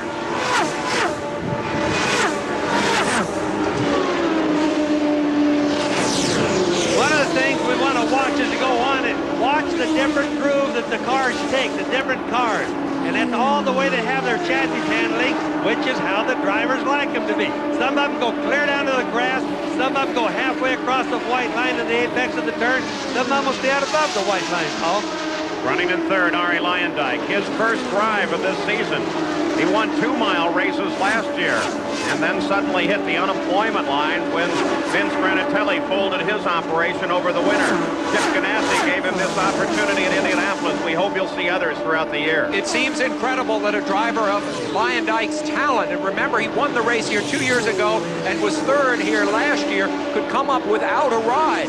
But luckily, at the last minute, he did get a ride which incidentally is sort of resented by the Andretti's, because here's Luyendyk with a Ford engine, the engine that they did a great deal of the development on. And I think there was some jealousy, and if he succeeds and they don't, there'll be even more jealousy, behind the scenes, of course. You're watching the battle for second, third, and fourth. The white roll bar car is Ari Luyendyk as he tries to close down on Brayton, but Eddie Cheever is closing down quickly on Luyendyk now. Yes, and here he comes Eddie Cheever. He's going to try him to the inside, Bobby. And he's going to make it. He got a good draft, and he just went right on by. But watch, Luyendyk almost came right on back, because that's how much the drafting helped. Good racing among teammates. You see that the minute one car gets by on the straight, the other, unable to get good clean air to get a bite with those wings and under trays in the turn, drops back a little bit in the turn. And with the cold air today, the wings are working so much better than they did before. Now the cars will have a little bit more drag to them because the air is heavy when it's cold. But by the same token, they stick better, and the engines must have gained 10% power today as cold as it is. The leader is running at 221 miles an hour, a little slower than I thought that time would be under the circumstances, but still, of course, very, very fast. Indianapolis 500 now 26 laps old. Bobby Rahal getting past, which is kind of a surprise. Now, we do notice those clouds overhead. I need to explain something to you. The signal comes from this race car up to a helicopter orbiting over the track.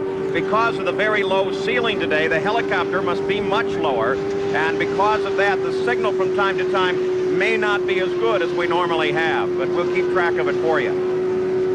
Another thing that's going to be a little bit different now, with these clouds hanging over that you just mentioned, Paul, that's possible rain. So it means the guys are going to run as hard as they can early in the race, just in case of rain. Bobby Rahal runs an 8. Let's go to Jack Arute. And Paul, Bobby Rahal has already begun to plan the finish of this race. He ran a set of tires when he came in. He took those tires off and told his crew, save them, they're good, we may use them at the end. Well, Rahal's race, of course, is going to be a conservative one because he doesn't have the speed in that Chevy engine combination. All right, let's get an update on Tom Sneva's situation. Here's Jerry Punch. Dr. Henry Bach just walked out of the care center, and Hank, what's the status on Tom Sneva? He's on his way to Methodist Hospital. He has contusions to his left chest, his left hip, and both of his feet. However, he is awake and alert. That's good news. Tom Sneva, heavy impact with the wall, not nearly as bad as what we saw with Nelson Piquet early in the month. Paul? We wish Tom well. Tremendous medical center here. The leader of the race, Michael Andretti, as he now works his way through traffic. Consider this possibility. Could Michael Andretti get a lap on the field? He's moving much faster than anyone else. He's 4 seconds up right now on the second place car. I imagine, and I talked to him at some length, you see how fast he's running right there, courtesy of Valvoline. I talked to him about this race, and I think that he has every intention of going hard right off the bat to see if he could get that lap on the field, and then, of course, he can back off and cruise it home. He has a very clear idea of what it takes to win this race. 220 miles an hour for the leader of the race. As we watch the rest of the field come through here, substantially slower than the over 230 mile an hour runs that we saw for qualifying. The Indianapolis 500 is 29 laps old. You don't get a 5-yard penalty for a mistake here. It can be quite severe. 3 dramatic decades of ABC sports at the Indy 500 can be yours. The spectacular starts, the close-up pit stop action, the fantastic finishes, and much more. Call 1-800-4ABC-VCR. ABC's home video. Live and drive the Indy 500 is only $19.98 plus $3 shipping. Racing fans, order now. 1-800-4ABC-VCR.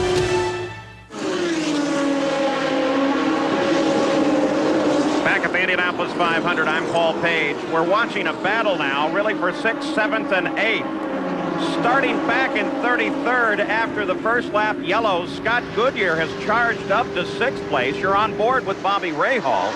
And he's begun a battle now with Gary Bettenhausen and John Andretti. You see all four of them there. That's Scott Goodyear in the blue and silver car just in the front of that group. Tremendous fight. Here they come. There's Scott. There's Bettenhausen. And Rahal just moves around John Andretti. Yes, he certainly is, Paul. You know, I've been stalking them just a little bit right now. They're running awfully slow. Traffic is having an awful lot to do with it, but you look how low they're running on the racetrack. The racetrack has gotten slippery. Probably a lot of fuels or liquids have been lost on the racetrack. I'll tell you what, though, young Scott Goodyear is tough as look at Rahal as he comes inside Bettenhausen. Goodyear there in the silver and light blue car. On this cloudy day, a car a little bit hard to pick up. His awesome charge that he has put in, we can see it from Rahal's point of view. Rahal, as I said earlier, his long suit is going to be trying to finish the race with a car which theoretically has very reliable components. The leader of the race is Michael Andretti. He, by the way, is only about 12 seconds from passing the 13th place car of Rick Mears. But they're not communicating with Michael as they would like. Apparently, his two-way radio system has failed. And because of that, they are communicating solely in the old-fashioned with hand signals and pit board to the leader of the race, Michael Andretti. And that's bad when that happens because it means all your information you get is basically like a lap old. Exciting pass by Rahal and there. Rahal inside. He took immediate advantage of that opening. As two cars peel off, including Scott, to head for the pits on this, the 37th lap at Indianapolis. Rahal slippering by Gary Bettenhausen as both Goodyear comes into the pits. So Scott Goodyear, Canadian driver who has been very, very strong, finally got a Chevy engine in his car. But he was quiet all month. We didn't hear much from him in qualifying, and as you said, he started the race on the very back row. So this has been an astonishing performance. 16 seconds in and out for the Derek Walker-directed team. And Scott Goodyear, from an excellent position, was up in 6th place. Green flag stop and goes back into the race. On the 32nd lap, A.J. Foyt went one lap behind the remainder of the race. He currently runs in 17th. But look at Michael. He just overhauled Danny Sullivan like he wasn't there. Sullivan told me that their handling with the Alan Burton designed cars, the Galmer cars, is not good in traffic. And so I'm not surprised, since he is in traffic here. Bobby, I see you have a thought on that, that they had as much trouble there. Well, they thought that they were going to have a less of a loss in handling because it's cold, Sam. They thought they could run closer to the other cars. The big difference right there is horsepower. Well, that's the old engine against the new Ford. The new Ford is one powerful engine today. Rick Mears, the defending champion, car number 4, runs in 12th place. Now you're on with the 86th winner, Bobby Rahal. Of course, when Scott Goodyear pulled out of that fight, it left Rahal to move up in position.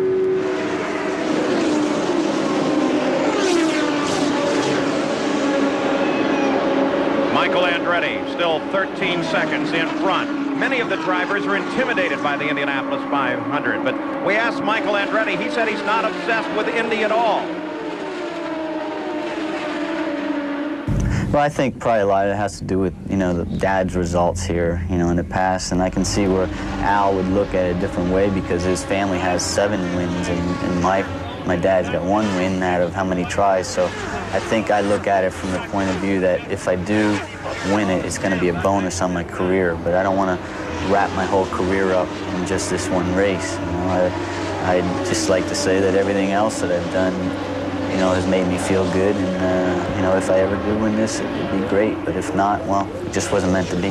Well, Michael Andretti has just crossed the 100-mile lap, and he has just passed Rick Mears. He's got a very, very solid run going here. Let's go to Jack Arute. Paul, Michael Andretti may have a slight problem with his radio, but what they have done now is they are all set as far as selection of tires. All he'll have to do is signal what set he wants. They've used set number 19. Set 13 is on the car right now, but look, they rate each of the sets. Now, like set 17 works good with full tanks running. But here's the set to watch for, okay? It is the one that says set number 22. Very nice set. Finish race with these. However, if he's have it well planned out. If he's having radio problems, and we hear now that Michael is coming in, exciting pass by Emerson Fittipaldi and Jimmy Vassar, the fastest rookie in the field. Michael rarely uses his radio. I mean, I understand, Jack, it's a key ingredient in the thing, but unlike both Emerson Fittipaldi and Rick Mears, the Penske drivers, who talk constantly on their radio, Michael hardly uses it. Of course, when Fittipaldi went around Vassar, he was putting him a lap down. Now only the top 11 cars run on the leader lap. And Michael Andretti is looking very strong. Jackaroo? Yeah, Sam, you're absolutely right. In fact, the crew is not at all concerned about the infrequent use of the radio, the problems they're having. Now, let me update you. He's coming in shortly. They are not going to make any changes to the car. A routine stop is scheduled. Many of the crews have started to lay out equipment for the arrival of their cars in the pits. We will watch for the leader, Michael Andretti. Jim Crawford's crew is laid out right now, expecting the arrival of Crawford's car, the lone vehicle in the Bernstein stable left. There's A.J. Foyt just to the left there. Now we see Emerson Fittipaldi, who also has had a quiet month. His countryman, of course, Nelson Piquet. You see the sign for Michael to come in a lap. When Nelson Piquet was hurt, Emerson Fittipaldi's been going down to the hospital every night to be with his friend and countryman. Now the two Andretti's battle. Of course, Michael coming up to put a lap on his dad just before this round of pit stops. And his dad would let him pass right there. There's Jim Crawford just in the pit. He would let him pass him pretty easy because he realizes he's down. Jim Crawford makes a 15-second stop. He was running an 8th when he came into the pits. By the way, Mario Andretti is running a full 4 laps off the lead of this race. As Paul Tracy, the very first pit, driving for Roger Penske in 500-mile races this year. Boy, Tracy doesn't intend to make a mistake in this race if he can help it. Did you see how slowly he came into the pits? I think he's driving a very cautious and smart race. Al Unser Jr. in as well, as Rick Gallus's team goes to work on that car. And Rick Mears in the pits. The Penske operation. These are all looking very routine and are happening on the 45th lap. Mears has to be an unhappy camper at this point. Down a lap to Michael Andretti, his worst nightmare. The Andretti-Ford Lola combination is doing so well at showing the speed, and Mears is not showing speed that could bring him a 5th win. And here comes Michael. 15.5 seconds to stop for Rick Mears. Jackaroo waits for Michael Andretti. And as we told you before, it should be a normal pit stop, just changing 4 tires and taking on fuel. They had a little bit of a problem getting the vent hose in, but that wasn't really a tough situation because they don't need it till the end of the fuel filling process. They're completed, and he is down and away in 15.3 seconds. So Michael Andretti back into the fight. A good view of his number there, car number 1, in this case signifying the champion of IndyCar racing last year. Michael Andretti is the defending IndyCar champion, and he finished 2nd in this race here last year. Well, Michael Andretti had 13 seconds lead coming into the pits. Scott Brayton rolls back out into the fight as well. Michael came into the pits because of his pit position as the leader of the race. Emerson Fittipaldi comes back into the fight as other cars cycling through, making their stops now. Here comes Danny Sullivan as he rolls back up to speed and down into his pit area. Watching all of them on this situation, because we're under green flag, let's cover this stop first, Jerry. Routine pit stop in the Eddie Cheever pit, but Cheever having trouble seeing. He pulled a tearaway off, but he asked for his visor to be wiped. He said a minute ago he was sprayed by oil when he came by the Scott Pruitt car. He's complaining to USAC they didn't have top to wipe the visor, but the front of his helmet totally covered in oil. Paul? So Cheever comes out. Raul Boisel was right behind him. Remember, under the green flag, there is no speed limit in the pits. We'll return with more action from Indy after this message and a word from your ABC stations.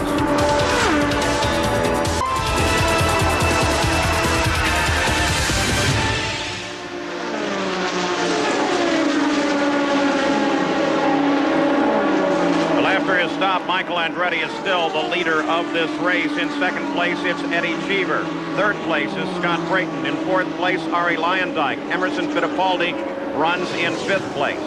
As we take a look at the top of the order, second half of the top 10. Ray Hall, Little Al, Scott Goodyear, Jim Crawford moving up through the field now, and Paul Tracy driving for Roger Penske.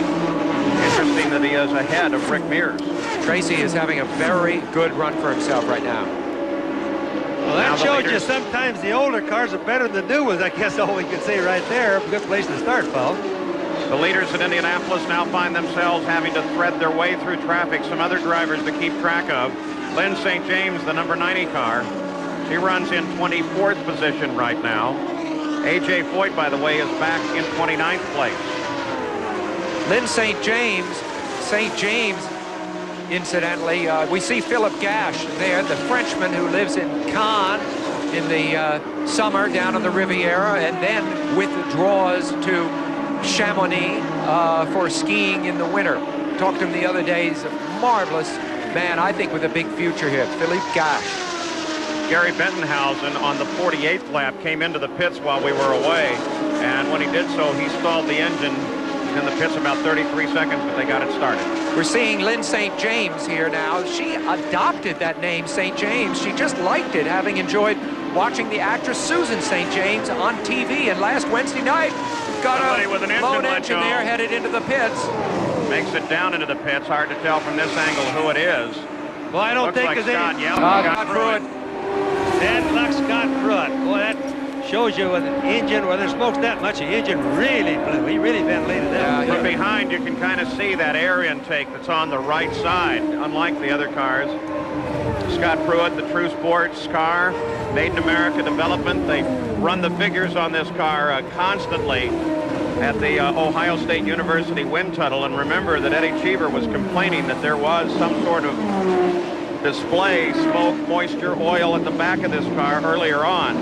Well, it won't be a problem any longer. You saw some that intake on the side of the car is ram air. What it does is it rams the air into the turbocharger, so the turbocharger doesn't have to work as hard.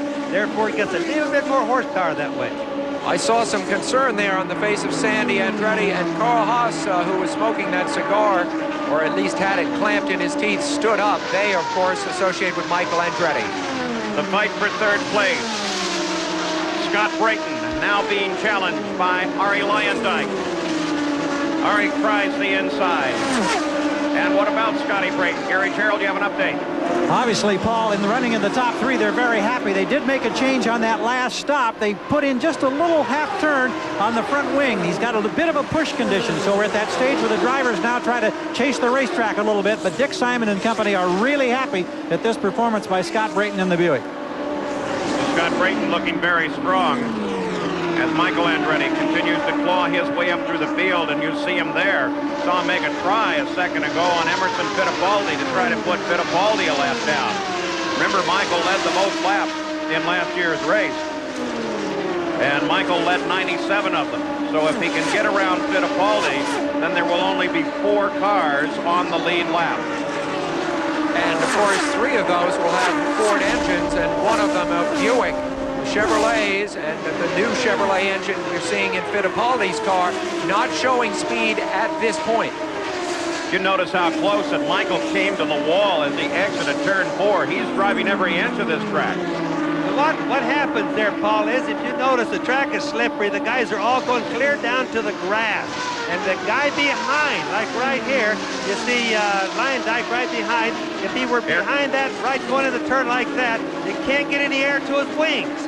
And so they come close to the wall coming off. Luyendyk still trying to work Scott Brayton. Way down in the 4th turn.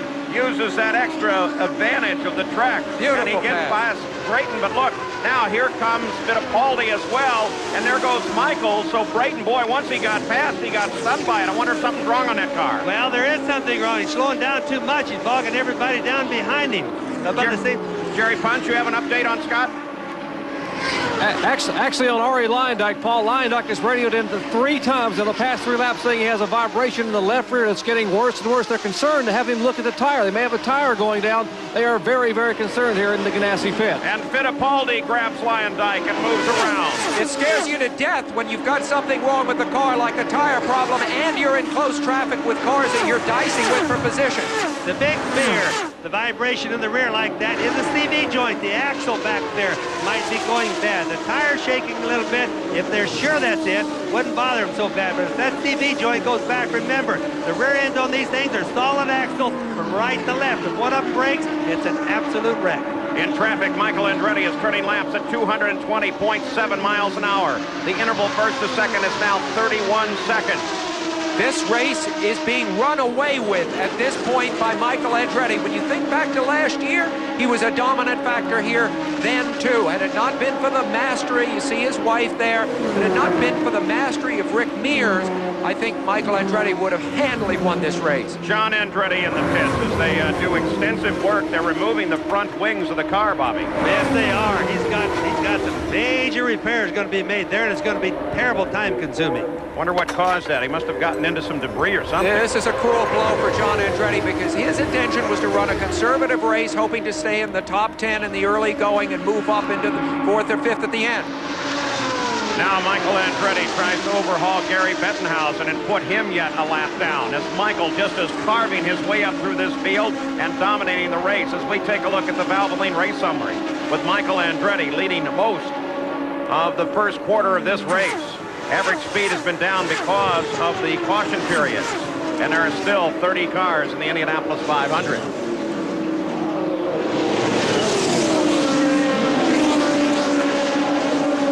And with that maneuver, Gary Bettenhausen now goes 2 laps down. That's kind of telling us about the Buick engines. They're not Whoa, good. Whoa! Whoa! And there another engine, let's go. That's Gordon Johncock, the 1982 and 73 winner.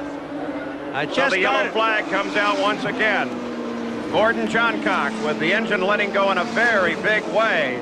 And he pulls down quickly to get off of the racing line. And that engine is definitely done.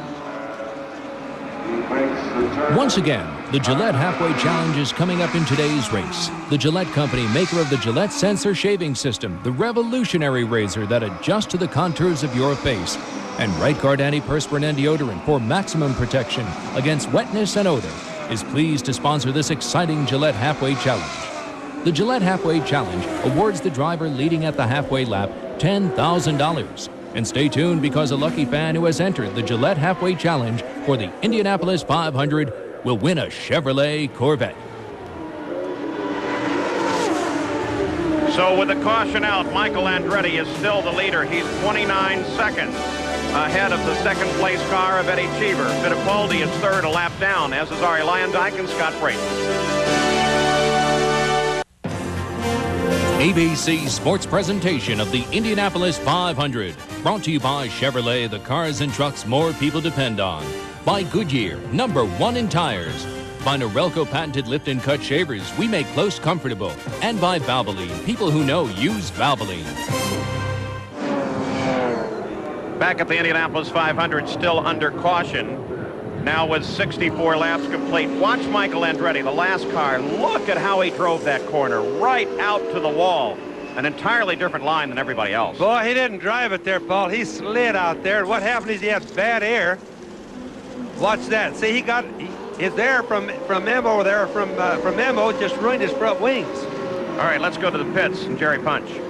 Tom Anderson, the team manager for Arie Luyendyk, still showing quite a bit of concern. Now, Luyendyk made an opportunity to come on pit road. They did not change tires. They just added fuel only. The vibration still continues. Luyendyk has complained. They are hoping, and they really are hoping, that it's just simply a wheel weight off and not a CV joint or something more severe. Let's go up pit road to Gary Jarrell.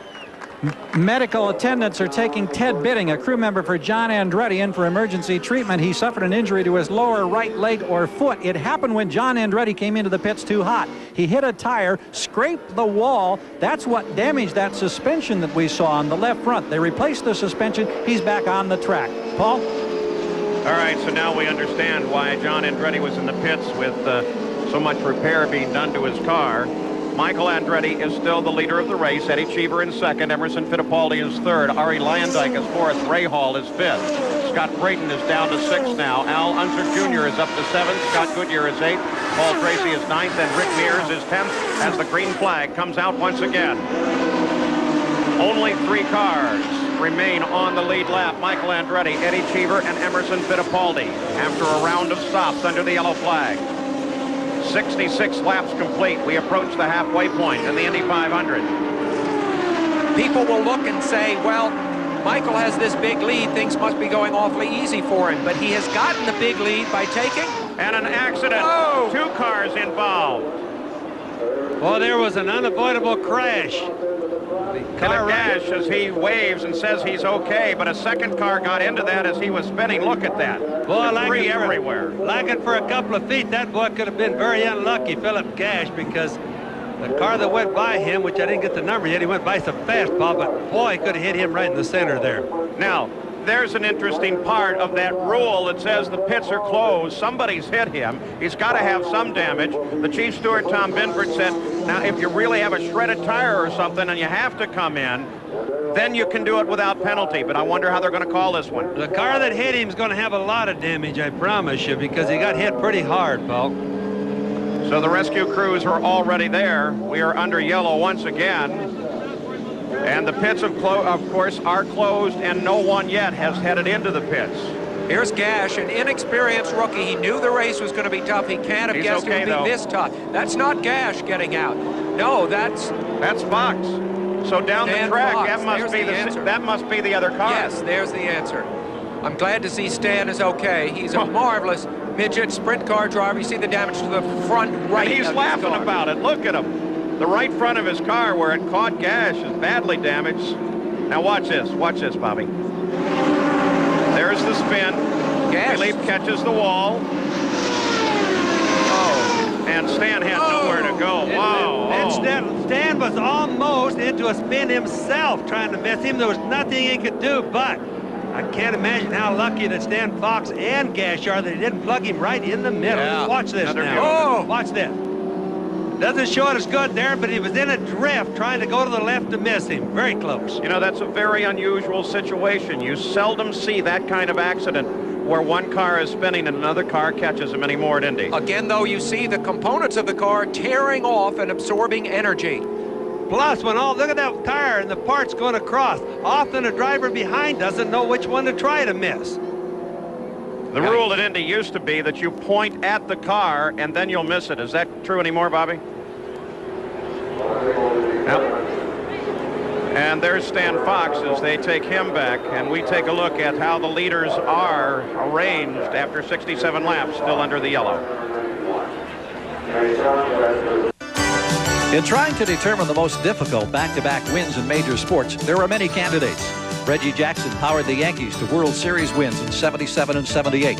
Curtis Strange conquered the U.S. Open in 88 and 89. Wayne Gretzky and the Oilers claimed the Stanley Cup in 86 and 87. Joe Montana took the 49ers to Super Bowl wins in 89 and 90. Isaiah Thomas and the Detroit Pistons won NBA titles in those same years.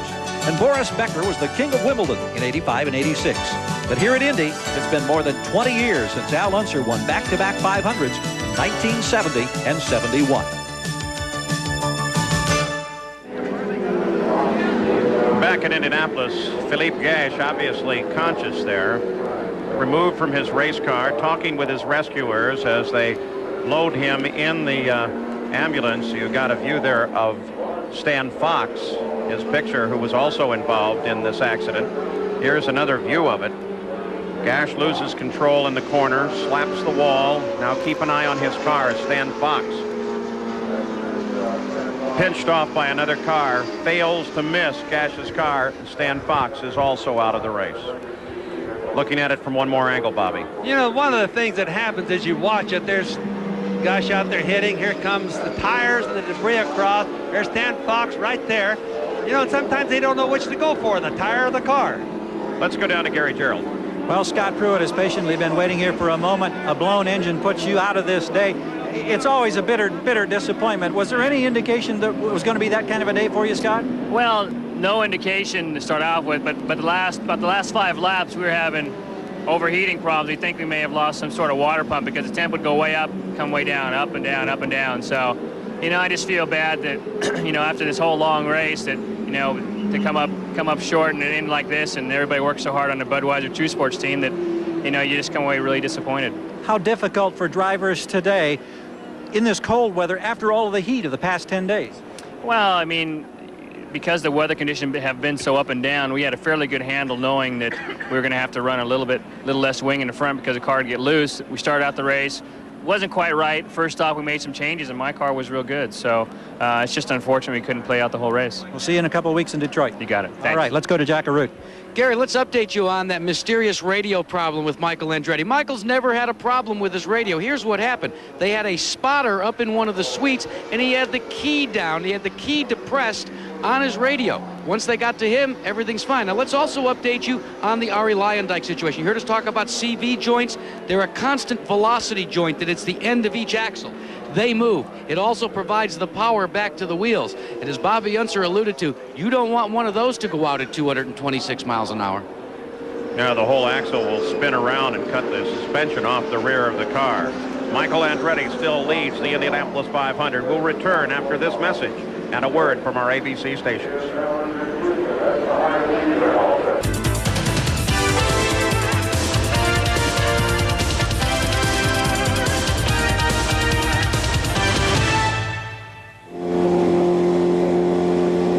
Back at the Indianapolis 500, Lynn St. James makes a pit stop under yellow. Very carefully, they're taking their time with this stop. Her objective, we're all sure, is simply to fare well in this race. She's not racing to win. That's not the objective of a rookie, though occasionally rookies have won. And Lynn St. James, taking her time, rolls back into the action. She's under yellow. She can take all the time she wants. But how did Lynn St. James get interested in racing to begin with? Well, when I was a teenager, cars became a fascination because my friends, which were my boy friends, but not boyfriends, but the guys that I was buddies with, they were all into cars. And so I was either handing them a screwdriver, so I could start the engine, or, which is usually the way it was. I mean, it was like, really, these were not always neat cars, but to keep the cars going. And we used to cruise around town.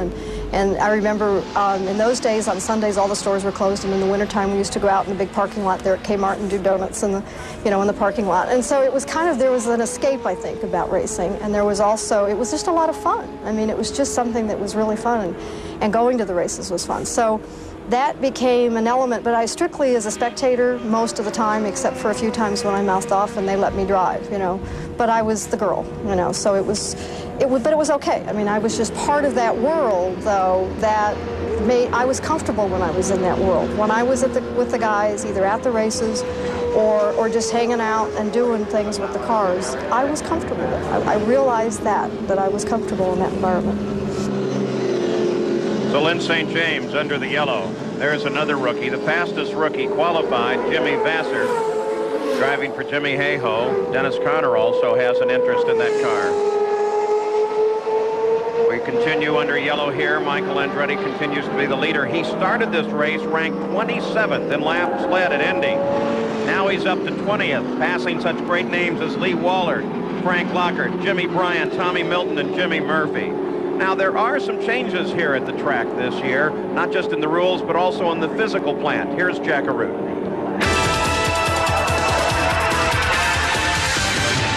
In the past, we have witnessed some terrible crashes involving the end of the outside pit wall. As cars careened off the outside walls of the track, their forward motion carried them directly into the blunt end of the pit wall, resulting in devastating destruction and sometimes serious injury as well. Now, in an effort to reduce the exposure to accidents created by the pit entrance, Speedway officials shortened the outside pit wall over the winter by some 42 feet, and they also shifted the individual pits equally forward. Former driver Bill Simpson and his safety company worked over the winter months with Speedway officials to design a special crash absorption system that utilizes the same material that makes up the interior shell of every driver's helmet. Now, the concept is that take different densities of that material and stack it forward of the concrete abutment, with the idea in mind that a crashing car would have the energy of the crash itself absorbed by this material before the car reached the concrete. Now, in case you're wondering what would happen if this system came into play during the course of the race, well, the folks at Simpson have designed 3 additional units that can be quickly installed in this area. In fact, they can go in under 10 minutes. Jerry Punch is now with Stan Fox, who was in that accident. Jerry? Stan has just walked out of the medical center. First, Stan, are you okay? Oh, I'm fine. Just one of them unfortunate deals. You know, we just couldn't get her wound down in time, and tag guy, I think it was Philip, with my right front, and just did a little slide along the grass, but I'm fine. Everything's okay. Good news from the hospital. We're getting set to go green. Paul? Good news for Stan Fox. We'll keep you advised on Philippe Gauch's situation. Michael Andretti will lead them back to the green. Then Eddie Cheever, Emerson Fittipaldi, Ari Leindyke, Bobby Ray Hall, Al Unser Jr., Scott Brayton, Scott Goodyear. Paul Tracy is 9th. 10th is Jim Crawford. Rick Mears is 11th. And Al Unser is in 12th place, followed by Danny Sutherland, Raul Boisel, and Gary Bettenhausen. Pace car comes off. And Michael Andretti already anticipating the green flag, which flies, accelerates and pulls away from the rest of the field. Boy, look at the advantage he got on that restart. Oh, he got a run at him clear back at turn 3, Paul. He got about a 2-city block head start on him there. For all intents and purposes, this is a one-man race right now. You saw a flash of what looked like smoke there for a second, and we've got an accident. Several cars. Holy smokes. One of the Penske cars. It looks to be Fittipaldi. Emerson.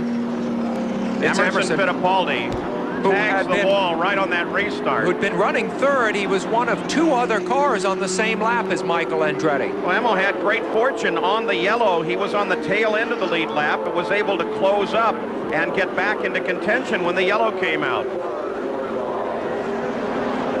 He looks to be all right. He's moving around in there an awful lot. The car doesn't look like it's been up all that bad, Paul. So I imagine Emmo shouldn't be able to get popped out unless he's got something sticking his legs in, or holding them in, rather. What an unusual Indianapolis 500 this has become.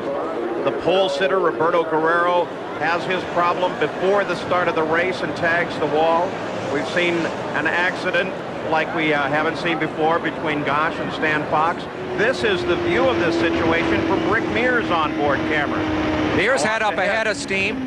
Whoa, Mears is going to be out of it too. So Mears, it looks like, got involved with the Crawford car. Yep. Caught a quick glimpse of that both car Penske cars.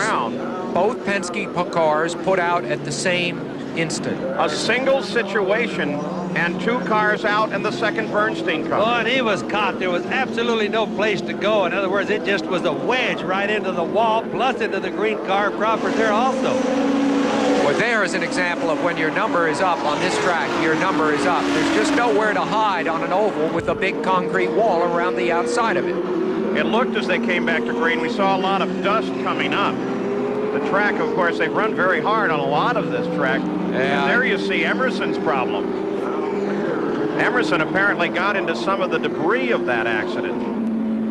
Yeah, but I think there's Roger Penske. Well, he suffered a tremendous loss in the past few seconds. Boy, I mean, that's a lot of loss in just a short time, and you can look at Roger's face and see what his feelings are. Now take a look at it again. Okay, there's the first impact, which involved Mears and Crawford, and there's Emerson crashing at the top of the screen. You know, it appeared that Emma went down there and had a problem unrelated to the others. Incredible. Unless he ran over some debris. But he wasn't there yet. He wasn't at the scene of the accident yet. I don't think he could have been running over debris. See? Look at that. There's impact number 1, and now we're going to look at the upper right. Watch Fittipaldi running rather high. Yeah. And comes out from behind that other car. I think he may have just had to lift off really suddenly because of what he saw ahead. There's Rick Mears waving. He's going to be fine. Incredible. It's so far, knock on wood, we don't have a couple of vital reports. Everybody is getting away with what really amounts to automotive carnage. And that dust that I mentioned that was part of the oil dry that they put down on the track after the last accident. So that's not representative of what the rest of the track might be like. Emerson Fittipaldi, as they help him, and he's sore, though he's obviously conscious and awake. Penske's $2 million Warriors being carted off at exactly the same moment. I never thought I'd see this at the Speedway. Devastating. 1 turn, 1 lap, all at the same time as 2 stars. Emerson, I think he's hurt. Emmo's smiling, but no, I don't think that was a smile. I really don't. I think he was. Yeah, grimace. I really think so. Now Fittipaldi is on the high side there. Watch them as they come out from behind the tree. Just starting to get in trouble there. On the low side, actually, down low. That's what we meant. And catches the wall. Yep. Well, Emo's been spending a lot of time over at Methodist Hospital visiting his good friend Nelson Piquet, who we can report to you is improving, and we wish him well. Now perhaps Emerson Fittipaldi will be making a trip over to Methodist as well. The Hanna Emergency Medical Center here in the grounds. Mears and Fittipaldi both on their way there. We'll be back after this.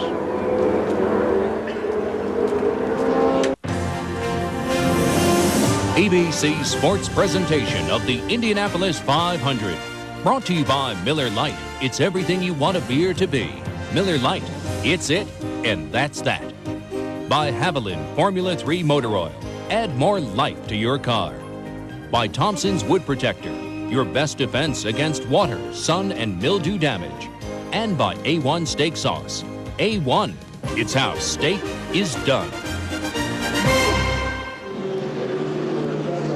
We're back in Indianapolis, still under the caution, a three-car accident. Let's go to Jerry Punch. First rookie driver Philippe Cash just walked out of the care center. He was in an incident just moments ago, and Philippe, you looked to be okay. What happened out there? Yes, I'm okay first. I think I'm lucky because the crash was really hard, but I don't really know what happened. You know, guy in front of me braked suddenly in turn one, so I was surprised and I was obliged to brake also, and then I spun and I hit the wall, and only 2 or 3 seconds after, a car hurt me again. But I'm okay, you know, everything is okay. I'm just at that point. Philippe, you missed the green flag. What happened at the start? During the warm-up lap before the green flag, I had the engine problem.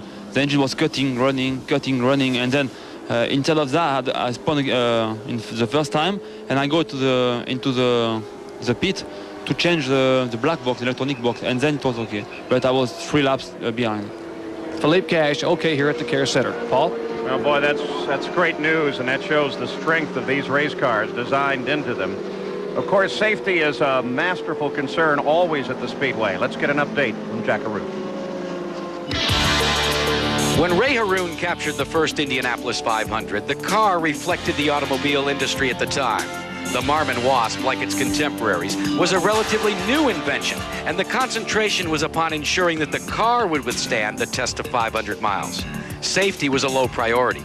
They were primitive, and more times than not, they failed.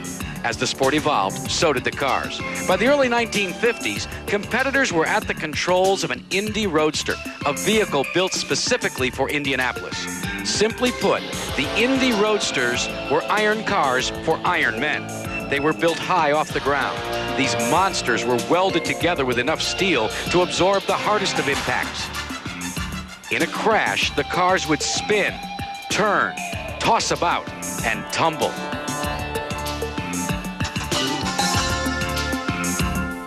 By the mid-70s, engines had moved to the rear of the car, and they were built lower to the ground. Side pods and aerodynamic tunnels were added for stability. Also, they added a wing. The key was to provide an envelope of survivability for the driver. Cars were built specifically to disintegrate in a crash, taking with each detached part a portion of the crash's energy. The concept was still in its infant state, though, and while drivers would survive, their bodies took a torturous beating. As we approach the 21st century, safety plays an equally important role with speed. Engineers have incorporated space-age materials like Kevlar and carbon fiber into their car designs. Driver position has been redefined so that they're encapsulated in an area called the tub. A crash at over 225 miles per hour makes one gasp. But thanks to high-tech computer design methods, space-age materials, and modern manufacturing techniques and applications, crashes that in the past would almost always severely injure a driver now find the driver better protected, and in more cases than not, able to walk away. Still under yellow at Indianapolis as a result of the accident that took out the cars of Jim Crawford, Rick Mears, and Emerson Fittipaldi. 3 very big names out of the Indy 500 in one situation. Now, this was just moments ago. Dominic Dobson, the 68 car, the left rear was not firmly attached when he spun up ready to roll out of the pits. No damage as a result of that, but boy, they had to get the car back around before anyone else got into that area and get a wheel back on it. Jack Arute? Paul, you're looking at John Tasanagas, who's the fuel man for Mario Andretti. It seems when Mario came in, they had a problem with the right front brake caliper. They were working on that. It was an extended stop. They had 2 air wrenches over the wall, and they threw them back over the wall and hit Tassonicus in the right ankle. So the medical crew is working on him. Let's update you on Michael Andretti as well. He is extremely concerned that he may have run over debris in that accident while they were running under caution. They have been debating back and forth as to whether to bring him onto pit road. The crew has said, we want to leave you out. Michael has reluctantly, so far, said okay. But now we've been told he's going to come in 3 laps. He's going to come in. So he's won the argument, fellas. Well, we're looking at the car, and of course that would make sense to me to take the word of the driver and what he's feeling in the car. Well, you know, the problem with that is the tire may not be cut, but it could get the pressure when he's in the turn. All right, Michael Andretti, under yellow, due to come into the pits. He wants his car checked over as we take a look through the running order at the completion of 70 laps.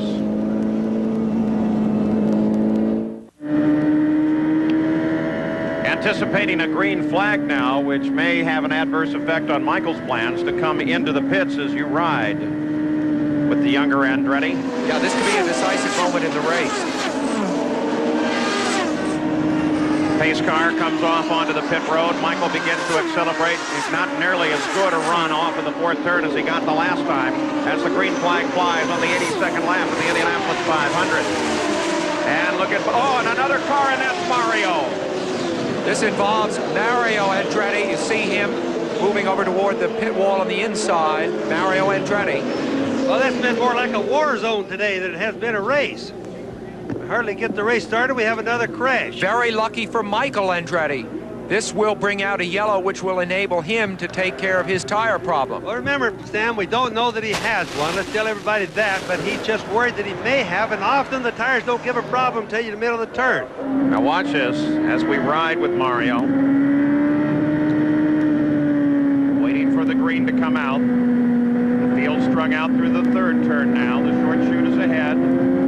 But you just don't want to know. You just don't want to look.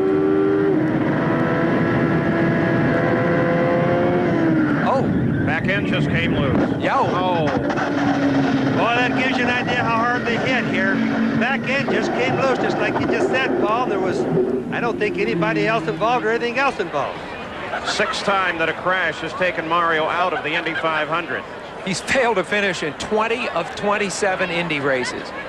And it's at the same place that turn 4 coming off. It's got to be slippery up there because we've seen a lot of problems there. And that was a fairly head-on angle into the wall, so we hope Mario is okay as we take a look at this situation again.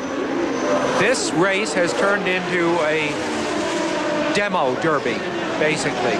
And yet, in a sense, it is also proof that today's technology in Indy cars can protect the driver. We've seen accident after accident without serious injury. It makes you wonder, why can't we have something like this for our passenger cars? I hope that in the next 10 or 15 years, the technology that we are seeing developed here at Indianapolis will start to be available widely for all of us who drive our families on the street. Violent spin when he hit the wall. The cars that were running behind Mario all had to jog around there, including Bobby Rahal. You can watch this is the end car in slow motion. Now watch his hands. He tries to correct it. Yeah. Now remember, on a very engine car, that once it's gone sideways, you see, he quits working the steering wheel, because once you've gone so far sideways, there's nothing left to do with the steering wheel. Just ride it out and hope for the best after that. And did you see him push his head back into the headrest just before he got to the wall? Yeah. You don't get a whiplash. And he took precautions, that's for sure. That's the move of a veteran. Yeah. I bet he pulled his feet back in there, too. This view is right from the wall that separates the main straight from the pits. Well, he hit that thing head on. I mean, it's bad. It has been seriously dangerous in turn 4 this year at Indianapolis. So a most unusual Indianapolis 500 is 84 laps old.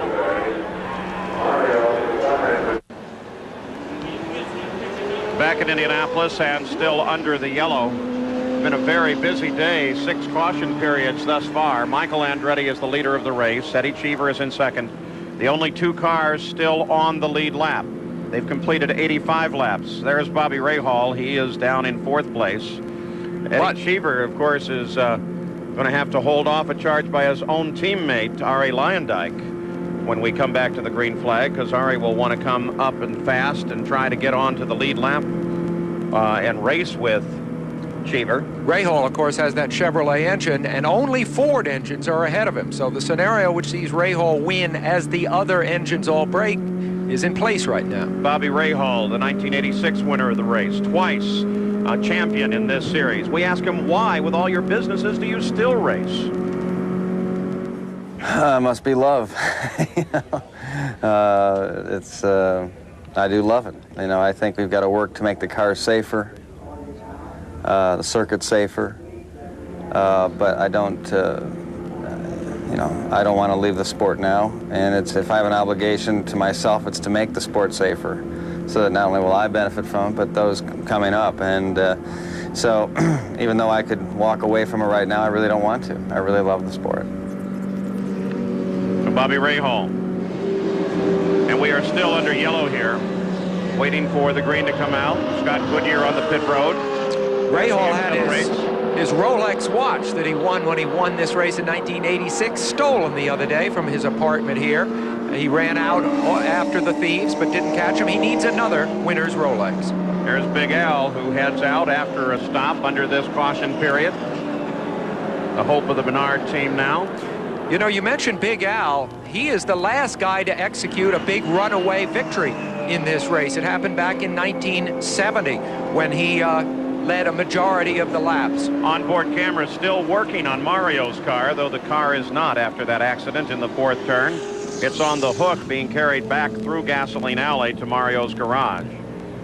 And a souvenir hunter coming up, looking for just one small part off of the car. You know, Paul, it comes to mind on the problems with all these bends that we've had not really a tire problem, but tires that are not really made to run on this colder racetrack. And I think these guys are, when they're taking off, they're finding out they just lose adhesion. There comes Michael into the pits. Everybody comes in right at the last before it goes green, so they can go the longest till the next stop.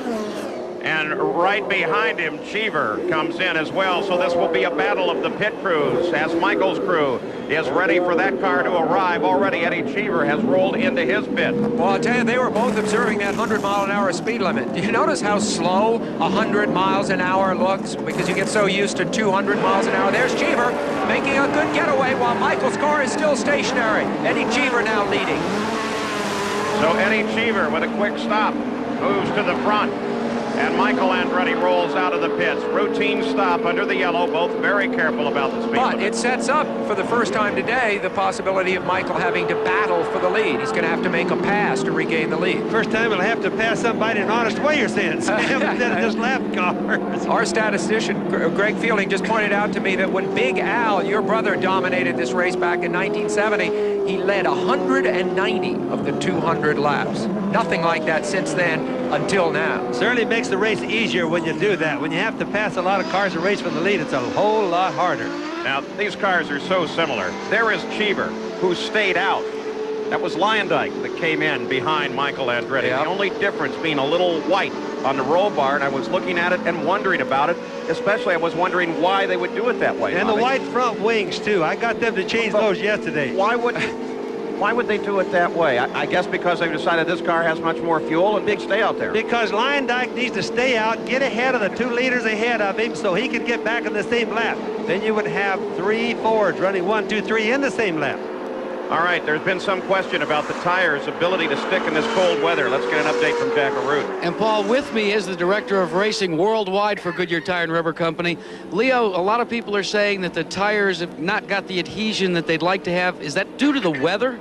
Well, if you have a cold track on a cold day and you spent the whole month running in 80 degrees temperature, you have to be very cautious on the first lap or two.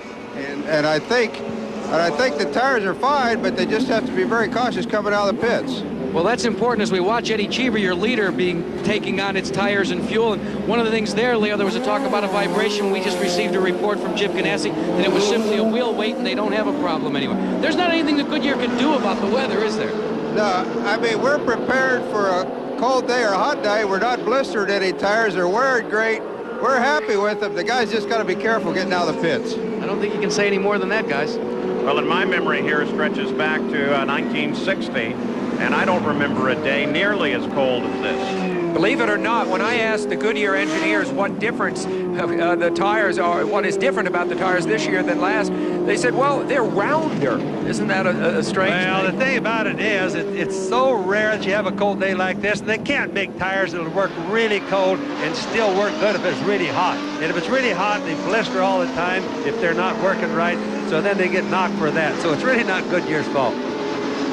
So Michael Andretti still dominating the Indianapolis 500 as we're just 12 laps away now from the halfway point. And just so everybody knows, when the tires get warm after a few laps, you really don't have any more problems. The rubber just needs to work itself and get some heat within itself, and then they're okay again. So it's, of course, right after all these restarts when it's cold. So in a sense, a crash is a self-fulfilling prophecy because, of course, it produces the chance for another crash. And the pace begins to pick up now. The green flag comes out again. And once again, they're racing at the Indianapolis 500. Get a good view of the entire field as they come through. Now, Michael's way back in the pack right here, but he's actually way up in the race. All these cars that he's passing are lap cars, everybody knows. And you will see how much faster he is going, or I think you will. Michael Andretti, the leader of the race, there he is. For a second, I picked up the wrong car. Now take a look down through the field. That's Ari Leyendijk just in front of him. And Ari runs in 6th place. But during those stops, remember there were only 2 cars on the lead lap prior to the stop. A lot of people caught up on that situation. So now all the way down to 6th place. And that means that Cheever is in there, as well as Raul Boisel.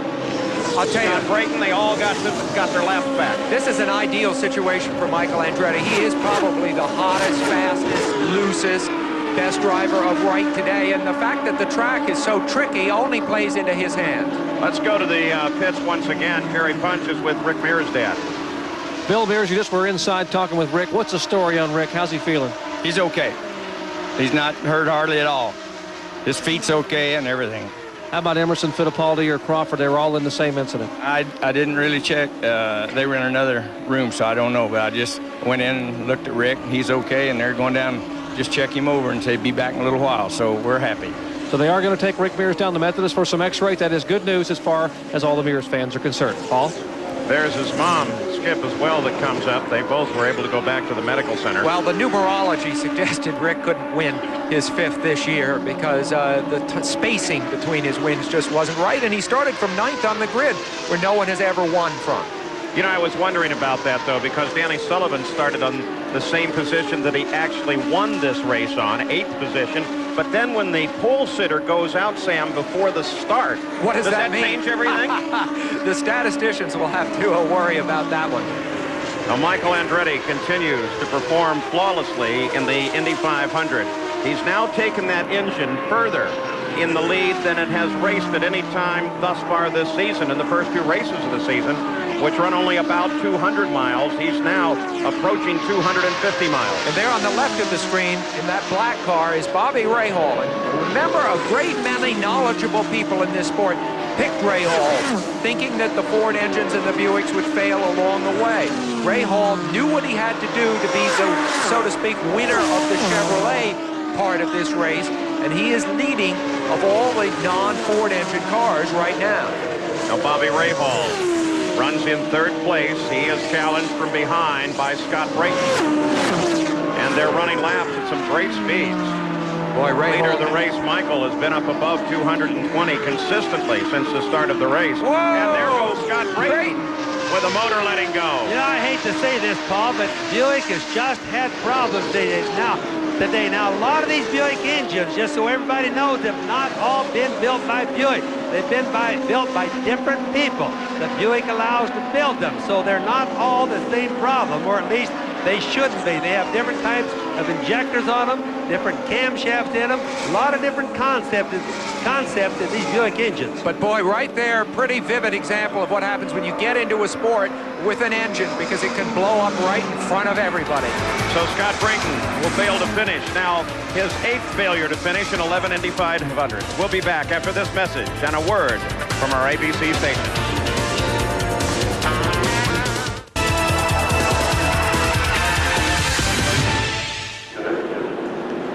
This is the network television debut of Goodyear's newest blimp, Stars and Stripes, which was christened on Good Morning America recently. It's piloted today by Larry Chambers. There it is. Beautiful machine. Giving us some great shots from high overhead. We anticipate a green flag shortly.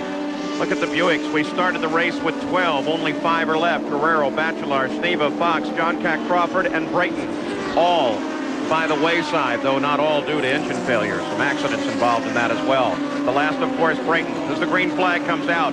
And you watch Michael Andretti work the 5/8 of a mile straightaway at Indianapolis. And just that fast, the 5/8 of a mile are gone. Into the short chute at the south end of the track. And look how he pulls away from the rest of the field, right up to the green. You never saw anybody else in the shot. Michael Andretti, a tremendous run. And Paul Tracy apparently in trouble. The last Penske car, and another car into the wall. Another car into the wall. Vassar. Jimmy Vassar. Wow. One of the really top rookies in this field, a man with a big future. Yeah, you would think by now, with the problems that these drivers are having, and they see the other guys have with their cold tires after these restarts, that they'd go a little bit easier, Paul. You know, they may not understand what's happening. Isn't that the kind of thing that they would go up and down the pits and tell everybody to be concerned with, Bobby? They see this all around the track, believe me. All right, let's go down to the pits, Gary Gerald. Well, we're down here in a bit of a traffic jam, and Scott Brayton is out of the cockpit. You were running so good, but it just didn't run long enough, and that's a familiar theme, unfortunately. Well, you know, it is and it isn't. There's been a lot of cars and engines that have gone out so far, but really I think what happened to us, Gary, is that the temperature's so cold out there right now, and with the immense amount of yellows we're having, which we didn't anticipate, we're having a hard time getting temperature in the motor. So when you're coming up and off of boost, it's a big temperature cycle on the engine. And so I don't know if that's what did it, but I was trying real hard to get around Rahal there at the end, and I'm sure I had some strong numbers at the end of the straightaway with drafts. What about all of the incidents? Has that been a problem of temperature with tires? Well, it hasn't been a big problem with tire temperatures, because the tires, Goodyear's done a really great job. They're gripping real good. I had one stint in there where it was a little bit loose, and it was, I had to make adjustment on the car, but that hasn't been a problem. Scott, let me slide back here. Here's Jim Wright of the Buick company. You've been working on these engines. I know that every year you make gains, Jim, but here you are again, not maybe to finish the 500 miles. Yeah, well, we've still got a few out there that we're hoping that'll finish, but, being that Scott is, is a partner or is owner of the business, you always pull for him too, but we just got to go back and do some more work, it looks like. All right. It's an emotional, tough moment for these people. Let's go to Jerry Punch. Dr. Henry Bach had just come out of the care center here just moments ago, and was giving us a report on some of the long list of drivers. Let's listen in. Some report on his x-rays. Okay, Henry, you just came out. You have a list of injuries on certain drivers that have been brought in just moments ago. Tom Sneva has been released from Methodist Hospital in good condition. His x-rays were negative. Jim Crawford is going to Methodist, as is Rick Mears and Emerson Fittipaldi and Mario Andretti. Rick Mears sustained injuries to his left knee, and we'll get x-rays of that in his feet. Emerson Fittipaldi has a puncture wound to his left knee, and Mario Andretti has injuries to both of his feet, the extent of which we will not know until we see his x-rays. So a lot of reports pending here from the Hanna Medical Center. Let's check into the pits with Jack Arute. Jerry, I'm with one half of the ownership team of Bobby Rahal's car, Carl Hogan. And Carl, you guys have made a decision to keep Bobby out on hot tires. You come in, take fuel, but you want to keep the heat up, so you're going to use used tires. Yeah, well, first of all, we think part of the problem might be the cold tires. It's a cold track. The cars really haven't been able to get too much speed. The other problem we've got, of course, is that we're getting very little tire wear. So the tires are good. We'd rather send them out on the first lap with good tires. We think their grip will be good. Well, that's some good news. Let's update you, too. The concern early on about the Fords, whether they would be able to go the distance with the fuel available, all these cautions Ford engineers tell us have thrown those concerns out the window. They say they've got plenty of fuel till the end. Well, that's good news. Well, I don't think the Ford engines have had a problem with fuel in the beginning. There's only a couple of the Buicks with a mono valve. No, in fact, just the opposite on the Fords. They've been in pretty good shape. We look once again at the situation that brought on our latest yellow. That was Vassar. Jimmy Vassar And caught the wall. And you can see the same problem. Exactly the same exists. thing, isn't just it? lose Yeah. adhesion, and of course the rear end's always the one that breaks away first. And it just looks like a replay of almost every accident we've had today so far. We're hearing a lot of guys are getting hurt here. This is very bleak. Yeah, that's not a great list that Dr. Bach gave us. There's Vassar. Yeah. Just a one-car. Right down in the apex. Very That fortunate. was almost a two-car right there, Yeah, Sam. you bet. Sure was. John Andretti missing him by inches. Remember, they did a lot of work on John Andretti's car to get him back in the action. Here's the view across the short chute.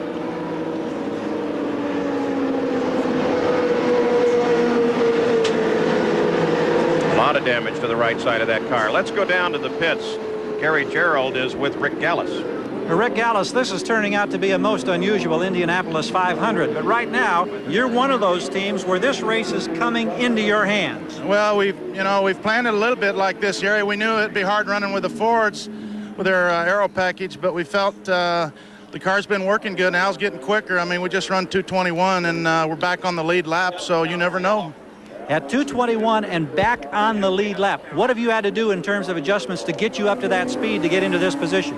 Well, Al's real good at working with the car during the race. He just absolutely never gives up, and we got Alan Mertens here, and we've been working to get the push out, and they've done a good job. We had a good pit stop, and so, you know, stranger things have happened. How concerned are you about the Fords that remain and set the pace? I'm always concerned if people are in front of me. I want to beat the people in front of me. It doesn't matter if they're Fords or Chevys or Buicks or whatever, so we're just going to run our race and do the best we can, and hopefully at the end we'll be there. All right, that's Rick Gallis calling the shots for Al Unser and keeping an eye as well on Danny Sullivan. Paul? And Jimmy Vassar being taken to an ambulance now after his accident. The Hanna Emergency Medical Center much too busy today. As we take a look now at cars out of the Indianapolis 500. And there are right now 19 cars still in the action. Guerrero didn't start it.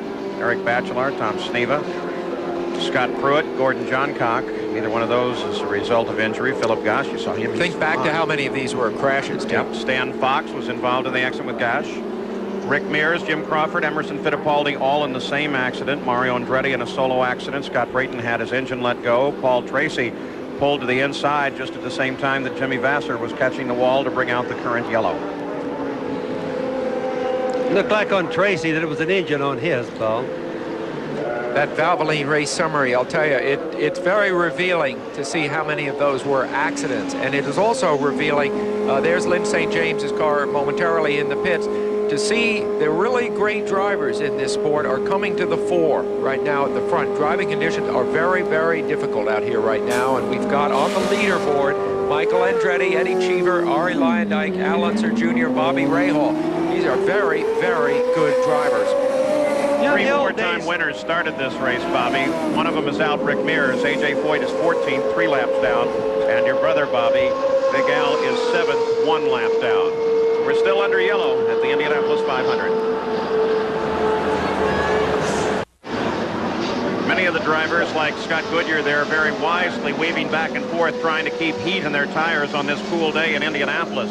Keeping the temperatures up so the tires will adhere as we're ready to come back to a green flag. They just need to keep that rubber working like a rubber band. The temperature won't come in right now, but they need to work it, Paul. Michael Andretti car won, the leader of the race. Here we go. Second place.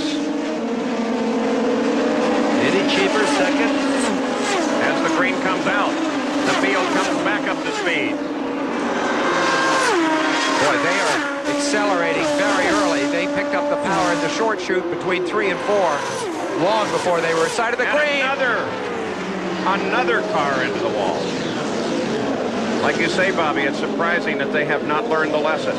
Well, I really think they have, but I don't think a lot of the drivers remember the old days when tire temperatures were so important before Goodyear had figured out how to work the rubber. And the guys are just having a problem with it. And I just doesn't look like it's going to get any better. You see guys like Ray Hall and Big Al and Little Al, guys like this that seem to have enough experience, but how does that answer Mario Andretti? He's really good here. It's Brian Bonner who climbs out of the car. Another rookie in this race, and he appears to be okay. That's the good news on Brian, but once again, the tires do not appear to come to temperature. Not a problem with the tire, a problem with a cool day. Brian Bonner was running 16th. Yeah. Well, he hit that thing really, really straight head on.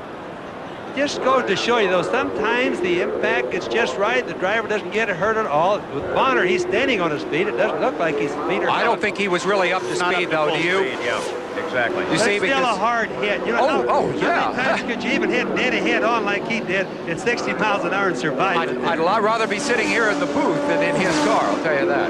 He's probably doing 100, maybe 100, 120 miles an hour when he hit the wall there. Oh, all of that. Not nearly the 200 that we see, but he was certainly going fast when he got the wall. But Brian Bonner did pop out of that car. Look at the rear wing, how it's bent over there. That just shows you it didn't touch anything. Shows you how hard it hit, Paul. It just bends it over the side. We've had 51 laps under green, 51 under yellow, as we're 2 laps beyond the halfway point. 255 miles have now been complete. Brian Bonner's dad was a flyer in the Navy in World War II. He's a patriotic guy, Brian, and that explains the flag on his helmet. He put it on just at the time of the Gulf War a little over a year ago. Well, when you see it with slow motion, you see that he did get the right front, hitting the wall just a little bit before it was dead center there, and that probably helped well, not probably, but it did help tremendously. Look at the water coming out. That's on the track and needs to be cleaned up also. So Michael Andretti, once again under yellow, continues his lead at the Indianapolis 500. ABC Sports presentation of the Indianapolis 500.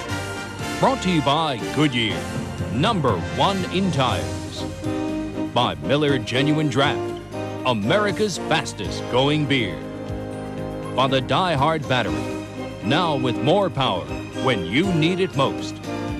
And by Chevrolet, the cars and trucks more people depend on.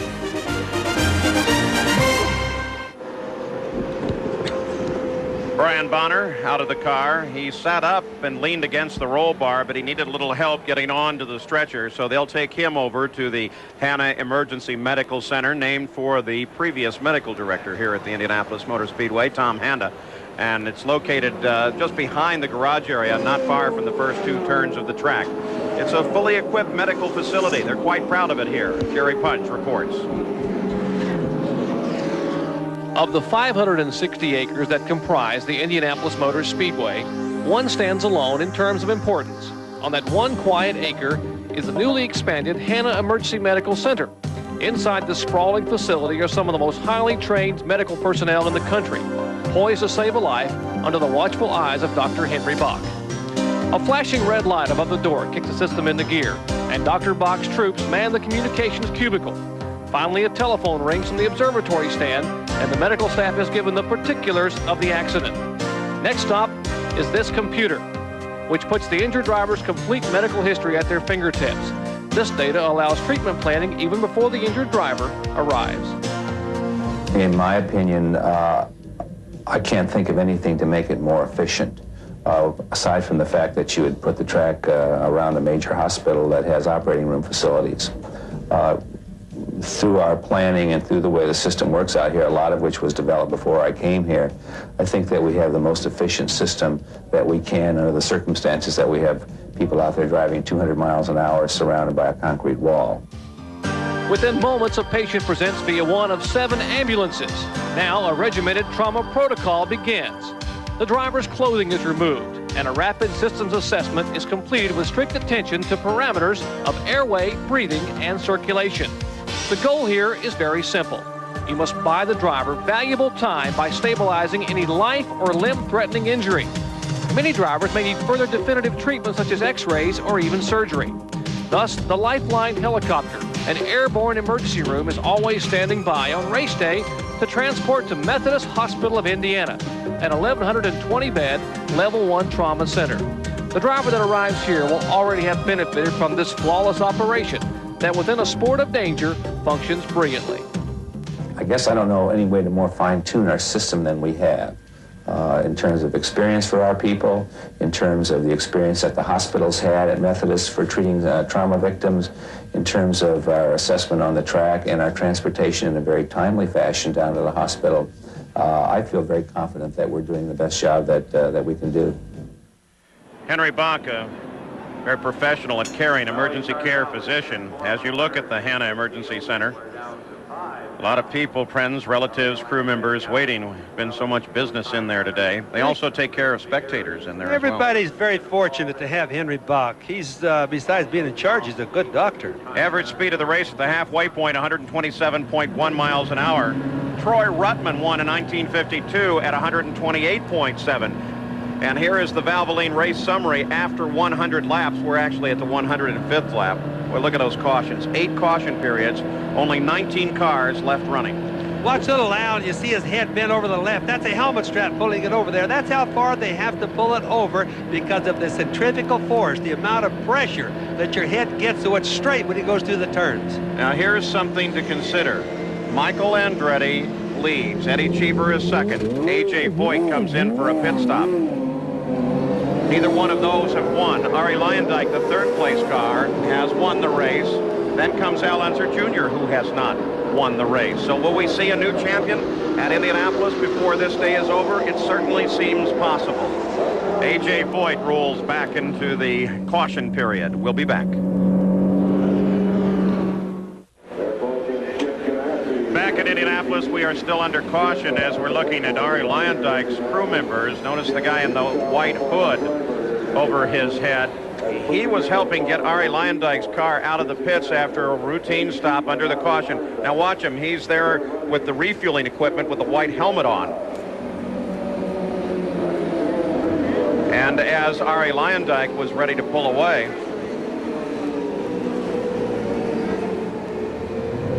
he lost his balance and fell on the race car. The worst thing that you could do. He was standing back too far and couldn't hold his balance.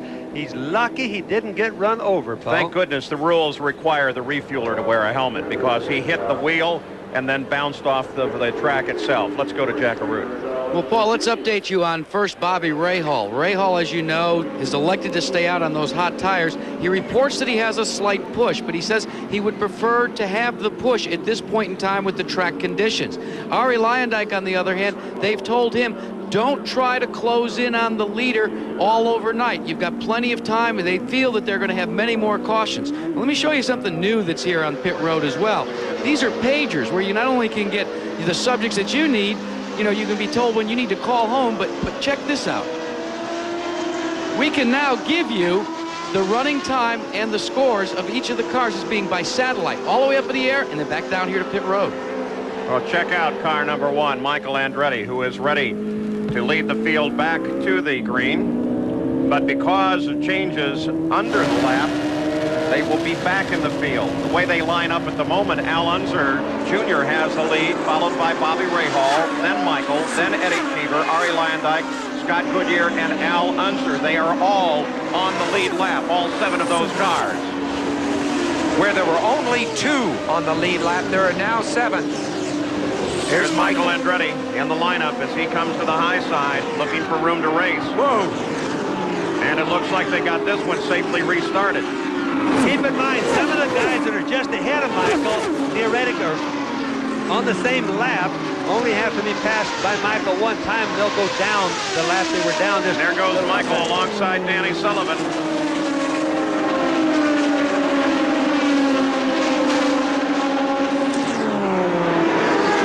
Michael looking for room to race and now chasing the leader of the race. There he is in front of him, Al Unser Jr. Michael comes to the inside, and Michael has the lead once again as he flashes across that yard of bricks that is the start-finish line at Indianapolis. And just that quickly, at the 110th lap, Michael Andretti is back to the front. An incredible drive. You can just see he not only is handling good, but he's got the power. He really puts it down. He passes those Chevrolets like they were standing still, Paul. It means that Chevrolet is going to go back to work. Sandy Andretti watching so carefully. Look at John Andretti as he starts to pick up position as well. Now remember, the field is mixed in at this point with a number of cars that are running off at the lead pace. Michael Andretti cut that first lap coming back to green at 208 miles an hour. His cousin, John Andretti, here. Had problems in the pits earlier. John Andretti, good little driver. Running in 17th position now. Many laps adrift. It's very hard for a driver in a big race like this to basically have little or no chance to win, but be out there exposed to all the same danger than you would if you were contending the lead. Cheever and Lyondike. That's Cheever on the outside, Lyondike to the inside as they battle with one another. Boy, that got kind of crowded there for a minute. They had that Mexican standoff going into the turn, Paul, and then got in between them. And the fight there is for fourth place as the teammates. Again, Ford Power on both of those cars fight, and for the moment it's resolved in favor of Lyondike. And you see these terrific low-level cameras called lipstick cameras that are showing you just how much small debris there is on that track. Eddie Cheever and Lyondike both in the Chip Ganassi cars. And it's been wondering all month, people have been wondering which one of them is the fastest driver. Both Ford Powers, both Lola cars, all new stuff. Thus far, we have had 9 cautions in the race. Most cautions, 1988, 14 of them. Gary Bettenhausen in the yellow car having himself a fine day. Bettenhausen running in 6th place right now. And keeping the Buick hopes alive. Pitting. Ray Hall on the pit road. Well, that isn't a good sign. Rick Hall's pitting a lot earlier than he should be. Well, they just made a stop under that yellow a few laps ago, so we'll watch Ray Hall to see what the problem could possibly be. This is, ironically, almost the same point that he went out of the race last year, just as he seemed to have a chance to win it. Jack Arute is right there, Jack. It's a flat tire, fellas. They had to come in and change a tire. Now remember, he's the one that gambled to stay out on old tires. It came up the wrong way for him this time. Only 9.7 seconds to change the tire. All right, a flat tire is going to be from debris, not being worn out. And the problem is that wouldn't have made any difference if it was a new tire or used one. But with all the wrecks we have, just imagine how many little pieces may be laying around that racetrack. Ray Hall went into the pits in 5th place, but he dropped back during that. Scott Goodyear, for one, was able to get around. Very costly stop for Ray Hall. Under the green, that's bad time. Jeff Andretti. Jeff Andretti catches the wall, this time several laps back into the green flag. Driving A.J. Foyt's car. Oh, Gary Bettenhausen, who just talked about his run, a fine run. Look at the tire on the left, still rotating, still rolling down the track. The debris is still early. Gary Bettenhausen, there's his car. He's failed to finish 15 of his 20 Indy 500s. The tire finally rolls to a stop from 200 miles an hour. And exactly 20 years ago, Gary Bettenhausen almost had this race won. Small problem right near the end really robbed this man of being a winner of the Indy 500. Gary's car doesn't look too bad. The left front has bent a little bit, and he shouldn't have many problems. He has problem getting out because his left arm doesn't work too good. From a prior accident. Right. Yeah. He can still drive good with it, though. It doesn't bother him a bit. Doesn't look too bad in terms of a little easier to repair and not much damage to Gary, but that car is out of the race. Another look at it, Bobby Unser. Now just violently. Boy, Jeff. Looked like a wheel was off the car before the car started spinning, and Jeff really caught the wall hard. Gary Bettenhausen was behind the accident. Now he's talking with the crews on how they're going to hook his car. Boy, those were both Lolas. 27 Lolas started the race, and the... Now watch. See, that wheel's already gone. Yeah, the right rear came off of that thing. It happened so fast, I didn't catch it a while ago, but watch as it goes around there. There is no right rear. There's the right rear rolling down the track. Now, that's about the worst tire you could lose because the rear end is going to come around when that happens. But, Bobby, aren't there supposed to be locks now to prevent that? Well, Paul, there are, and I really can't explain that. That's a head-on crash. That's a bad hit right there for Jeff. Same angle PK hit at. Just and the a tub real bad heavily wreck. damaged. But you're right. The wheel, even if the nut that holds the wheel on were left loose, Paul, there's a safety lock on there that should prevent it from coming off, and I can't answer that one for you. And once again, these safety crews who have worked far too much today are huddled around another car, and this time it belongs to Jeff Andretti. It's an A.J. Foyt entry. Mario Andretti's youngest son. Yep. 12 cars have been sidelined by accidents, and we're just past the halfway point in the Indy 500. So, a race riddled with accidents and a very strange start. We'll be back.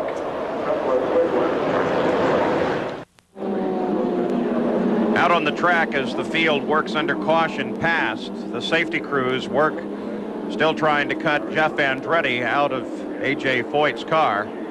Jeff started this race as a teammate to A.J. Foyt. By the way, this accident moves A.J. into the top 10. Bobby Unser, look at it again. Maybe we can figure out why Gary Bentonhausen got involved. Yes, well, you see, that's Jeff Andretti. Boom, right head on into the wall, really bad. I think probably the hub broke on the right rear. I doubt that the safety lock came loose. But now you watch that tire bouncing, and it bounces to the left. We'll see another shot of it here in just a moment. Report, by the way, the update. I'll give it to you while we watch. Now there's Jeff hitting the wall head on. There's the tire going around. It bounces. It comes back. Now watch that tire when it comes back down, and it shoots to the inside of the track.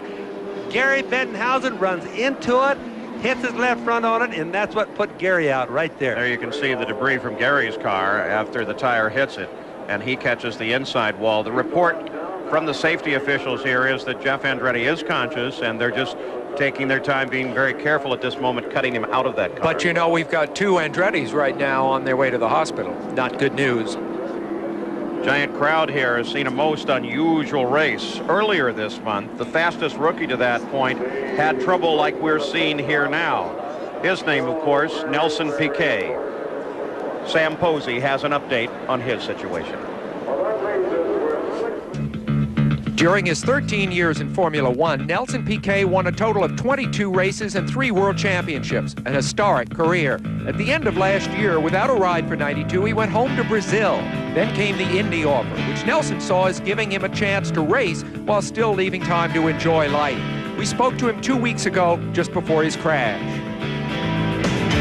I'm nearly 40 now, and after everything I've done, I would like to have a little bit better quality of life. When I say quality of life, it's maybe sleeping in one bed for many days. You know, we all on the road in Formula One. We've been all in hotels and different places and different hotels, different pillows, and that's go forever. And I've been done to for 13 years. It's I know you miss everything. You miss a house, a dog, everything. The former world champion made driving at Indy look easy, running at over 228 miles an hour until this. Turn 4, a 360-degree spin head-on into the wall. Virtually injury-free in his years in Formula One, Nelson's luck had run out. The injuries to his feet and legs are brutal. What an irony that a man just starting to think about a life beyond racing suddenly faces that life with injuries that will make it very different than he could have imagined. And Nelson Piquet remains hospitalized about 3 miles from where we're standing right now here at Indianapolis Motor Speedway. He has undergone a 4th operation, 4 procedures in as many days, in 17 days, a total of 14 hours in the operating room. Now, I'm told by Dr. Terry Trammell he will probably be discharged in about 7 to 10 days. The primary rehab, about 6 months. Will he walk? They think he will in about 6 or 8 months. Getting in a race car, probably more than 1 year. Let's go down to pit road and Jack Arute. Well, you can see Jeff Andretti being removed now from his race car, loaded into the ambulance. You know, the tough thing here, of course, is on Michael Andretti, because now his dad and his brother, he's seen both wrecks. Moving around there, though, that's a good sign. That's encouraging. Now, back at Milwaukee in 1987, Michael Andretti was leading that race when his dad Mario crashed. It almost threw him off mentally, but he did go on to win that, a curious omen. But you know, as he comes by and you see Michael Andretti there on the left, what he's thinking, and it isn't good. So, Jack Arute, you have more? Paul, absolutely I do. In fact, before he realized it was Jeff Andretti that had crashed, he was complaining because he thought he'd run over some debris and thought he might need to bring the car on pit road. Then when he discovered it was Jeffrey, and when Jeffrey was still pinning the car, he's been extremely animated on the radio. The crew behind me have been trying to reassure him that every bit of information that they get on the condition of Jeff, they are passing on to Michael Andretti. While Andretti is leading this race, he has had his share of problems and concerns about his blood family. Here at the track for this 500-mile race, Max Mosley, the head of the FISA, the international race sanctioning body, is viewing his very first Indianapolis 500. Bertie Martin, the head of ACRS, the Automobile Competition Committee of the United States, is here as well.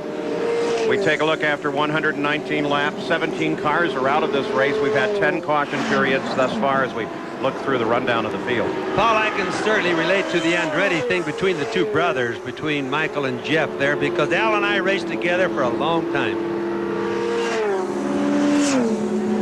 There they are all the way through. Look at that long list of cars out.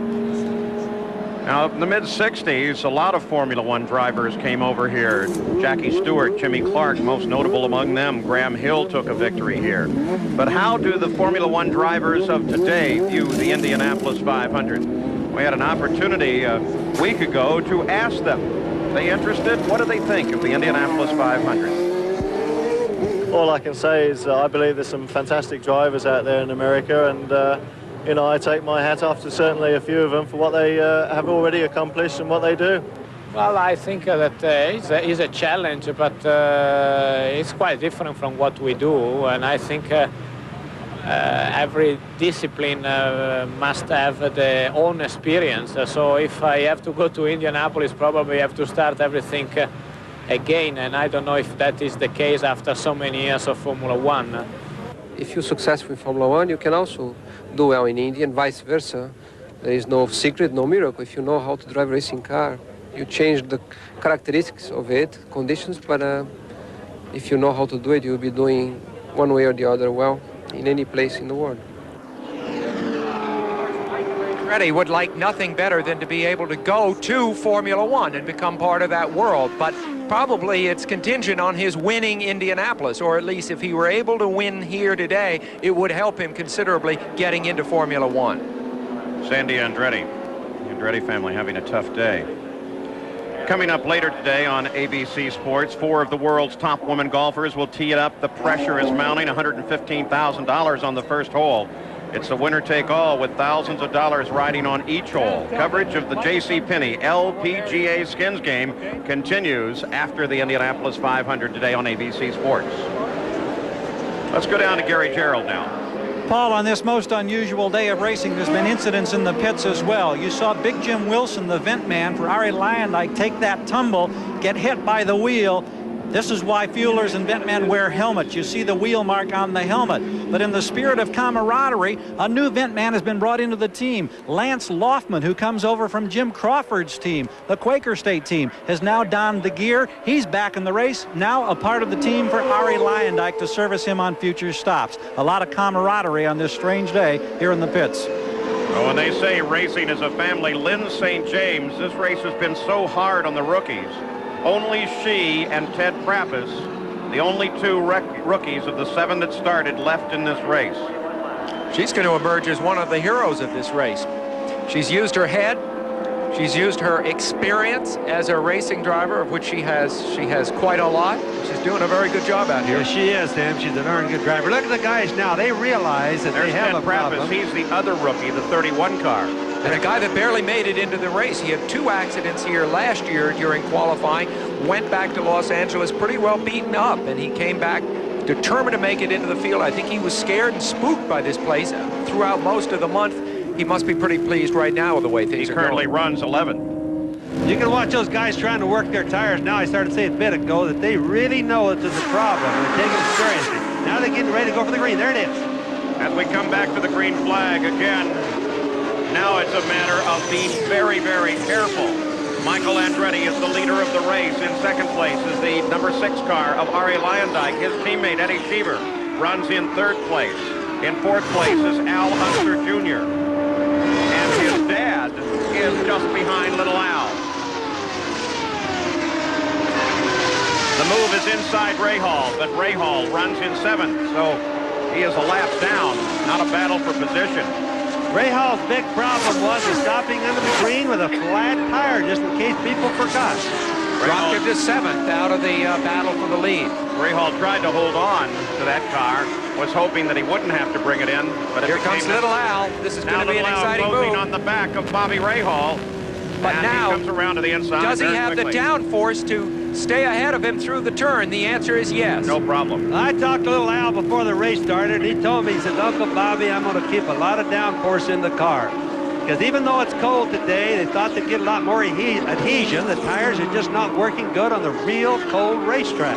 Well, this is an example, as you see Michael Andretti, of a day where the really good drivers are coming to the fore. The guys who can adjust to the situation, and it is changing lap to lap. First and second place flash across the line. You know, I don't think there was any driver here today that foresaw the problems with the cold track and the tires at the same time. I just don't think it was, I don't think it came to the mind of anybody, because usually it's a dream to have it that way. You know, with the changes that they make from to the cars from pit stop to pit stop, you can get a very different complexion to the race. And I think suddenly here, Arie Luyendyk pursuing Michael Andretti, I think it's the first time during the day that we've seen another car on the track substantially as fast as Michael Andretti. This is very exciting racing. That's Mika Luyendyk, Arie's wife. We're at lap 124, and I think we've got a race on our hands. They penalized Eddie Cheever by 1 lap, says that he passed under the yellow flag, and so that sticks him down in the field, down to 6th position. Here's the Valvoline last lap summary speed for Arie Luyendyk at 221.6 miles an hour. About the same time, Michael Andretti has been running 224.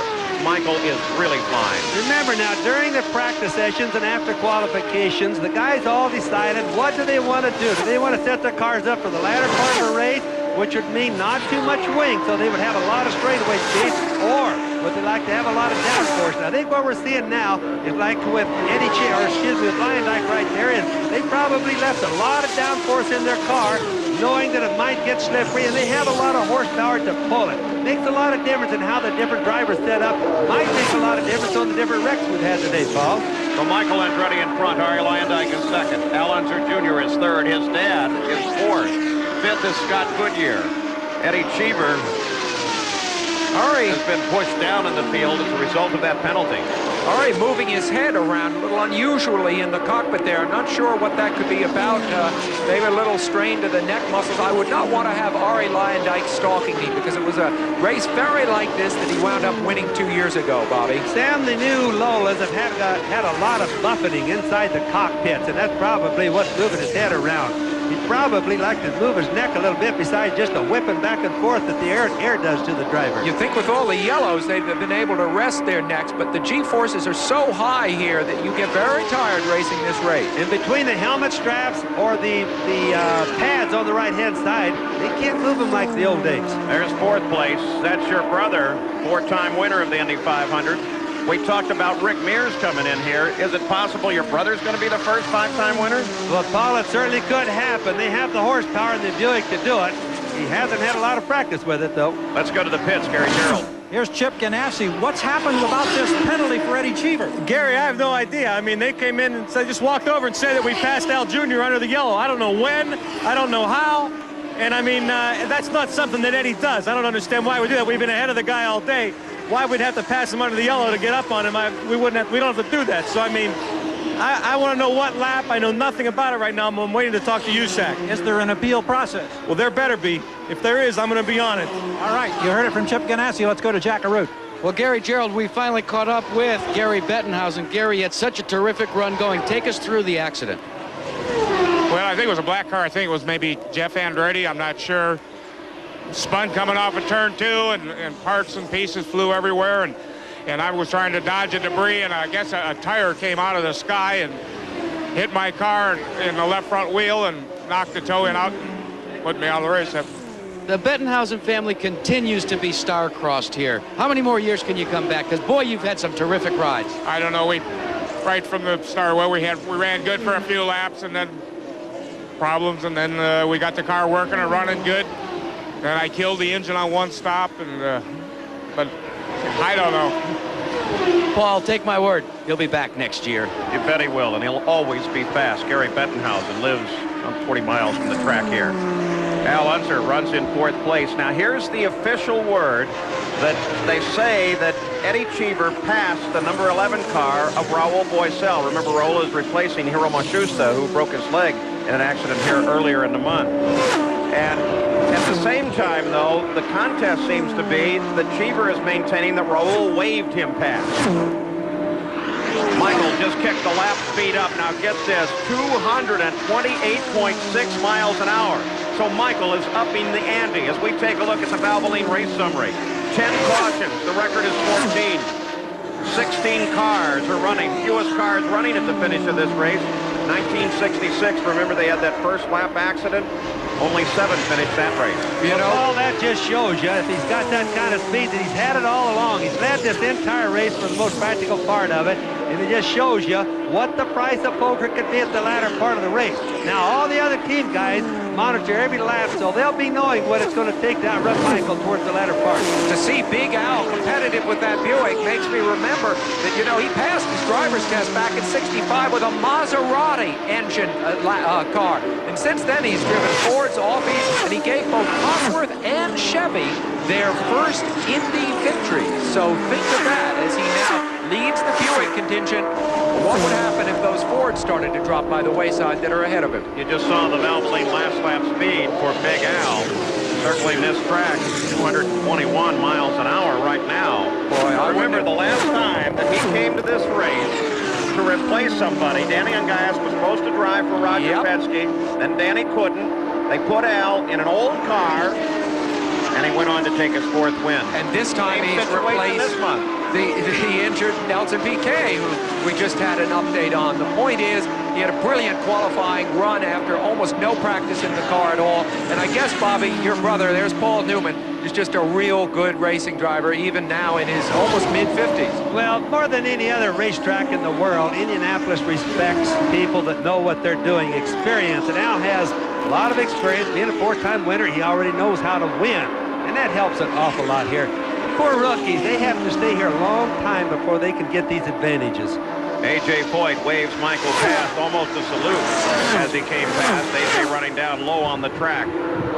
Michael still not in contest at all. A.J. Foyt running low because he was heading down into the pit area. Well, it looked as if Ari Leyendijk, and you see A.J. coming into the pits here, was going to give Michael Andretti a run for his money, but when Michael responded with those incredibly fast laps, the fastest we've ever seen in a race here, he is now pulled away almost to a 9-second lead. Yes, and I just put a stopwatch on him, Sam. He goes from 228 down to 213, so it shows that he's really being the smart driver that he is, and he wants to win the race, not just show everybody that he can beat it. The running order after 130 laps. Of course, Michael Andretti continues to be the dominant factor. Tremendous number of cars out, and many of those as a result of accidents here. But Michael Andretti is looking very solid. Just turned the last lap at 2:25. The winner of the $10,000 Gillette Halfway Challenge Driver Award, as per the contest rules, is Michael Andretti. Stay tuned to hear the lucky winner of a brand new Chevrolet Corvette.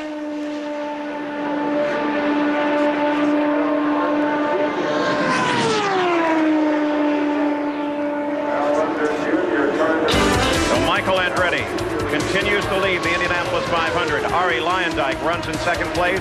Then the Unser family and Scott Goodyear. 135 laps complete. And another car. This time it's Ari Leyendijk. Into the wall. Under a long period of green, Ari Leyendijk catches the wall running in 2nd place. Boy, look at that left front tire still spinning. What happened is he lost his brakes as soon as he bent the right front tire on. She's worried. She knows what's happened because they've been in radio touch. They instantly know what's going on in the pits. This is the first race that Ari hasn't finished here in 3 years. He owns a gallery out in Phoenix. This is obviously a major disappointment for the Ganassi team, which will now have to rely on Eddie Cheever. You know what I liked about Ari Leyendijk when he won the Indianapolis 500? The first winner in a long time that brought his whole family up to share the joy of the celebration of winning the 5. Introduced his son, little Ari, and his wife. It was really a grand He's moment. a wonderfully warm man. He was given a standing ovation here the other day by the fans as he walked along pit wall. I'm sure they'll be very disappointed to see him. Long before the apex of the corner, Bobby. He certainly did, and it's just a question now, what made the thing jump out like that? There's looks something, like a half shaft. I was just going to say that thing going off to the side there looks like an axle, Paul. So would you suspect the CV joint? All right, now you just think about it now. If they have a vibration, CV joint breaks, the axle would come out, only one tire would drive. That could easily be the problem. far upper right corner.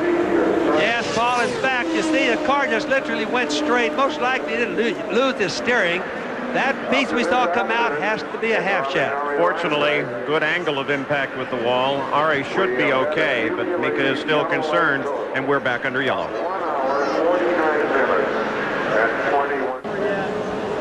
Still cleaning up the debris from Ari Leyendijk's accident. That means now with this accident, the front runners are Ford, Chevrolet, and Buick running 1, 2, 3.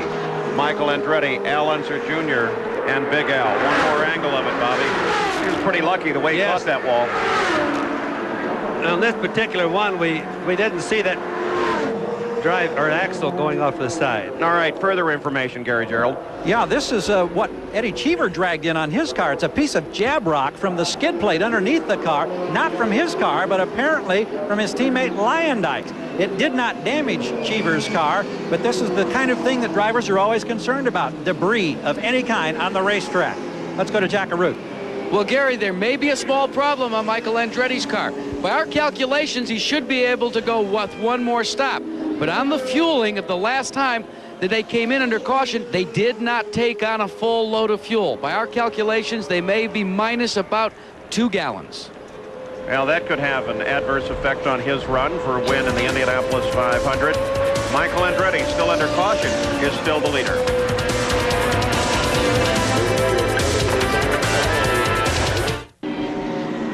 Back at the Indianapolis 500, still under caution. Next Saturday on ABC Sports, the Professional Bowlers Tour returns in the first of 8 consecutive high-rolling tournaments. The big strikers head to the Pacific Northwest for the Seattle Open. And then, on ABC's Wide World of Sports, America's top young gymnasts meet Japan in the Dodge Challenge. Then it's an elite field in the Advil Mini Marathon from New York City. That's all next Saturday on ABC Sports.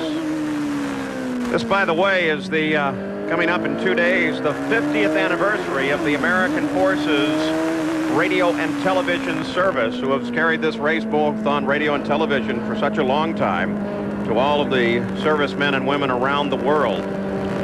During 120 countries, over 300 outlets. During that round of pit stops, Ted Prappus was in long enough to give the lead in the Rookie of the Year competition to Lynn St. James. She's now the highest placed rookie, running 13th. By the way, most of those AFRTS broadcasters are trained right here at the Defense Information School in Indianapolis. So here's what we have. Al Unser Jr. is in the lead, followed by his dad, and Scott Goodyear, who was back in 33rd at one point, rides in 3rd place. So Al Unser Jr. out in front. What kind of a man is he when he is in the cockpit? Cool, calculating, or is he emotional? We asked him just that question. I try to stay low-keyed. My car owner will tell you I get very emotional. But I try to, you know, maintain a logical thinking pattern through the whole deal. Now there he is. Bobby, what do you think? The Unser family's looking pretty strong at this point. Well, I just hope they know those tires are not getting hold of the ground real good, Paul. 141 laps are complete. Still under the caution. And we've had a lot of them today. 11 different caution periods. Approaching the record, which is 14 from 1988, 18 cars out of the running as a result of either accidents or other mishaps here at the Speedway. You can listen to little Al as we watch the in car up in there, and he accelerates. He's trying to keep his tires warm. He takes off, then backs off, takes off. All right, taking a look down the order now. Let's give it to you. Al Unser Jr. is in front, then Little Al, Scott Goodyear, Michael Andretti, Bobby Rahal, Eddie Cheever, Danny Sullivan, Raul Boisel, John Paul Jr., A.J. Foyt, Dominic Dobson, Lynn St. James, Ted Prappus, John Andretti, and Buddy Lazier. Here's the Valvoline race summary with the cars out of the race, and it's one very long list. Roberto Guerrero didn't even make it to the green flag. Remember that accident with Philippe Gosch and Stan Fox? Very scary. Both of them are okay.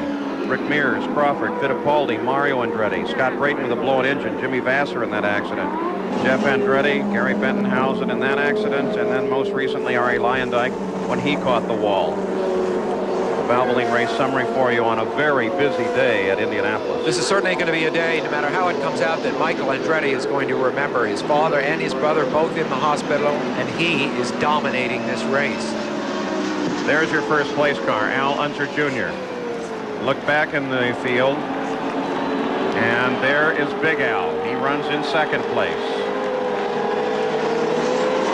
And there is Scott Goodyear, the 15 car. Boy, what a great run. Scott Goodyear, the Canadian, the young Canadian, is having basically the best show on an oval of his life right now. Look at this. There's Michaels. They're coming back to the green. John Andretti kind of signaled to Michael while they were on the caution laps, and he indicated, why don't you take this side of me when we come back?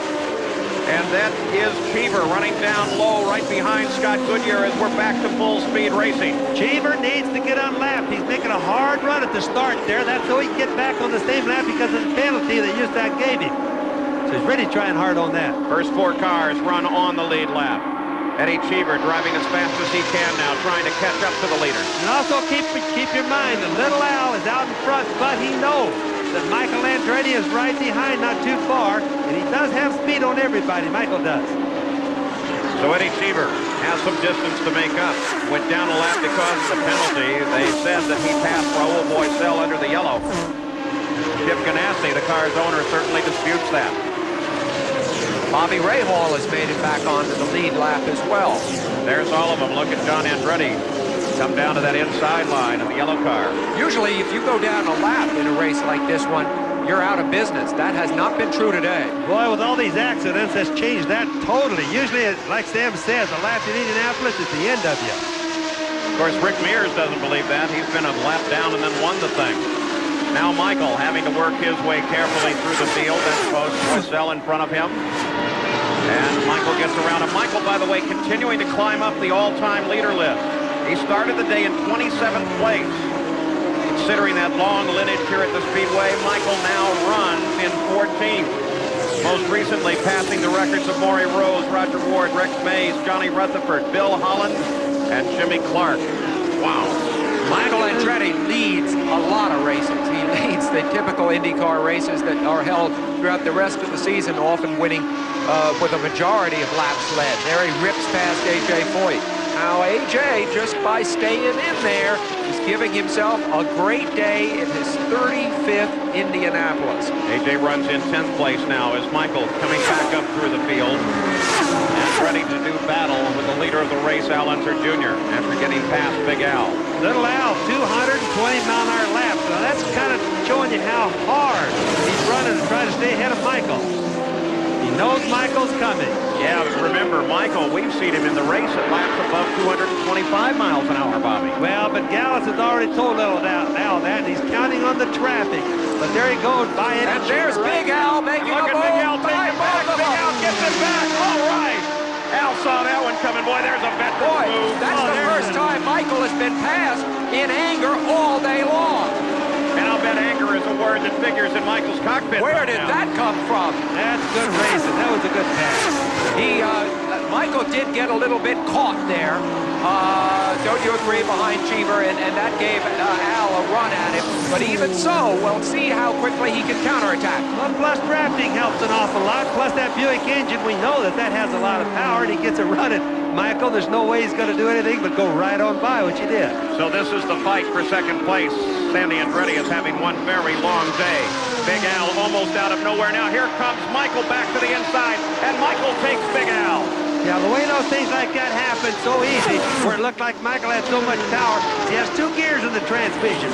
One to turn a lot of RPM, which makes him run a lot faster, and the other one for cruise, which gets you a lot better gas mileage and also saves the engine. It was Michael not the time. had the reserve, and we've watched that all day, haven't we? Yeah, it was not the time to cruise, was it? It was time to get back past. We're watching a terrific battle for second place at Indy. Jack Arute. Paul, actually what happened is Michael Andretti for most of the race had been running in that higher gear. They had told him early on, pop it up there because you don't seem to have much competition. As soon as he was challenged, he popped it down to that other gear, and then as soon as he got by him, he's back up to the top gear again. But Jack, let it be noted that at one point in this race, this amazing, historic, strange race, that Al Unser, the 2 Unsers, father and son, were running 1-2 here. a very historic moment, but also don't forget, Sam, we've got a long way to go, and so much happens in that last part. Buddy Lazier slows down on the backstretch. He's had a good race today. That's sad for Buddy Lazier. He needs to finish it. Young driver from Denver, Colorado. And he's not going to make it back to the pits, and that should bring out yet another caution and slow this field down as the caution comes out. 149 laps are now complete at the Indianapolis 500. Al Unser Jr. continues to be the leader. We've had over 2 hours of yellow. We'll be back with more from Indianapolis after this message and a word from our ABC stations.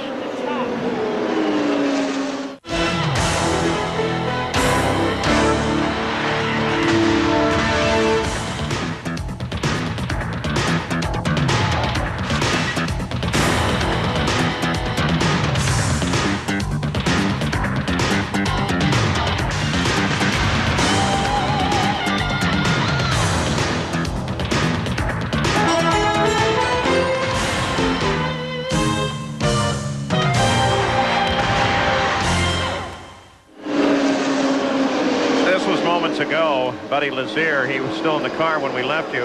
You want the definition of a hot seat? When those engines let go, sometimes the hot water sprays forward, gets in the cockpit, Bobby. Well, you know, if that's oil instead of water, which I think is water, but if it were, it stays hot a long time. It doesn't cool right away, you know. Looks like Buddy's okay. Another report now. Let's go to the hospital. Jerry Punch has an update on Jeff Andretti. Actually, Jeff Andretti and other drivers, as Dr. Henry Bach is standing by. Henry, what's the news? Brian Bonner has gone down to Methodist Hospital with a bruised left foot and a right shin injury. He's going down for x-rays and further evaluation. Jimmy Vassar is going down for what appears to be a fractured right thigh bone or right femur bone. He also needs other evaluation for that. Jeff Andretti has gone down. He suffered a concussion. He is awake, however. He also suffered some severe injuries to both of his feet and to his ankles. It's going to be difficult to tell the extent of those until we see his x-rays. And Ari Lyondike should be released from here shortly with a bruised right foot. Henry, Jeff Andretti's injuries similar to that of Nelson Piquet, both lower extremities? It appears to be both lower extremities, but without x-rays, it's really difficult to tell the extent of the bony injury to his feet. That's a word here from the hospital, gentlemen. Well, some good news, some not so good. Another piece of jab rock. That's the underside of the car from somebody's car, still left out there lying on the track. Well, what that happens there is they're wearing out the bottom of the cars from rubbing going in on that bump into turn 3. It's just a small bump, but that shows you how close they run them to the ground. We ride with Danny Sullivan as we take a look at the Valvoline race summary after 150 laps. 12 cautions. 2 away from the record. 14 cars running. Very, very long race. Now, just an update, too, on Michael Andretti. Let's remember that he didn't get a full tank of fuel. They brought him back in. They got him a full tank of fuel. That's what pulled him out of the lead going into the last green. Let's go to Gary Gerald. Less than 50 laps to go with Rick Gallis. You've worked your way up here now to this top spot. The threat still seems to be Michael Andretti. How do you play it now in these final 48 laps? We just go out there, Gary, and run as hard as we can. Michael's, he's quick today, but we're running quick here at the end, and actually was pulling away a little bit from him, but on the other hand, he's run some 227 laps, so we're just going to keep doing what we're doing, and hopefully we'll be okay. Why did you elect to bring him in for fuel on this time? Because that means we can do it in one more stop. Okay, there we've got the information from Rick Gallis. Let's go back to Jerry Punch. Ari Lyondike has walked out of the infield care center. First of all, Ari, are you okay? Well, I'm very well. I mean, I didn't hurt myself at all, so I feel good. I'm happy that I'm not hurt. Unfortunately, a lot of guys have gotten hurt this month and today, so I'm glad I'm not one of them. What happened with the car? Well, it was a typical racing accident. I went below one of the back markers, and as I was beside him, he didn't see I was there, so he came down on me, and he forced me way down low on the apron. And when I went into turn 4, I bottomed out with the front end, and what happens then, it lifts the wheels off the ground. And after that, I had no steering. By the time I had my steering back, by the time the front end had settled again, I was back. I was in the gray, and I was in the dirty stuff on the track, and there was no way. I tried everything I could to keep it away from the wall, but there was no way. Ari Lyondike, one of the few drivers to walk out of the care center here this afternoon. Paul? On a long, very difficult day, Ted Prappus's car being pushed to the side. Lynn St. James is now the last rookie left. She runs in 11th place. Of course, the determination of the Rookie of the Year here is subjective by a vote of committee. So who will be the rookie? Who knows? Michael Andretti out in front. Next Sunday on ABC Sports, the World League playoffs kick off with an invitation to the World Bowl on the line. The European champion Barcelona Dragons will take on the North American West Division winning Sacramento Surge and quarterback David Archer's dangerous passing attack. It's a World League playoff action next Sunday at 3 o'clock Eastern. Now let's go back again to Jack Arute. Well, Paul, we updated you on that faulty fuel filler nozzle. They've got that corrected here on Michael Andretti's car, and they filled it up with fuel. But now after looking at Mario Andretti's car, after it was brought in the hook, they see that he had excessive brake wear. So they have cautioned Michael over the radio, when you're running in traffic, be sure to be kind of ginger on the brakes. To use them gingerly, because we're not sure just what we got in the brakes. Boy, what a concern for Michael Andretti. One of the 3 Goodyear blimp Stars and Stripes has been in operation less than 2 weeks, is based in Pompano Beach, Florida. You're looking at the camera view from that blimp, which now floats quite lazily over the South Chute here at the Indianapolis Motor Speedway. Oh, what a beautiful shot that is. And that brake wear with Mario, a lot of that is caused trying to keep the engine warm during the yellows. They ride the brake and keep the turbo lit, because without the turbocharger going, you just don't make heat in the engine. And they have those carbon fiber brakes as well, which I think wear down a little faster. No, they actually don't wear as fast, Sam. They'll last probably 20 times as long. But it's the only way. It's like a dynamometer. It's the only way that they can make heat in the engine. If the pistons are not getting a lot of heat, the engine just doesn't see it, see? And what about the possibility of being out of brakes? If he runs a fast lap, he doesn't really need them, but if he's in traffic. Now, if he had any brakes at all, he's going to be okay. They use so little, and he's starting out in front, Paul. He'll not have problems with that. All right, Michael Andretti. There's Danny Sullivan. Danny continuing his run in 5th place. Michael, of course, the leader. Scott Goodyear now in 2nd. What a great run for Scott. Were this to become a battle between Little Al and Michael, reflected these are the great second-generation drivers of the day. They both started about the same time. Neither has won this race. And Michael Andretti comes off the 4th turn with Scott Goodyear right in pursuit as the green flag flies again on the 154th lap.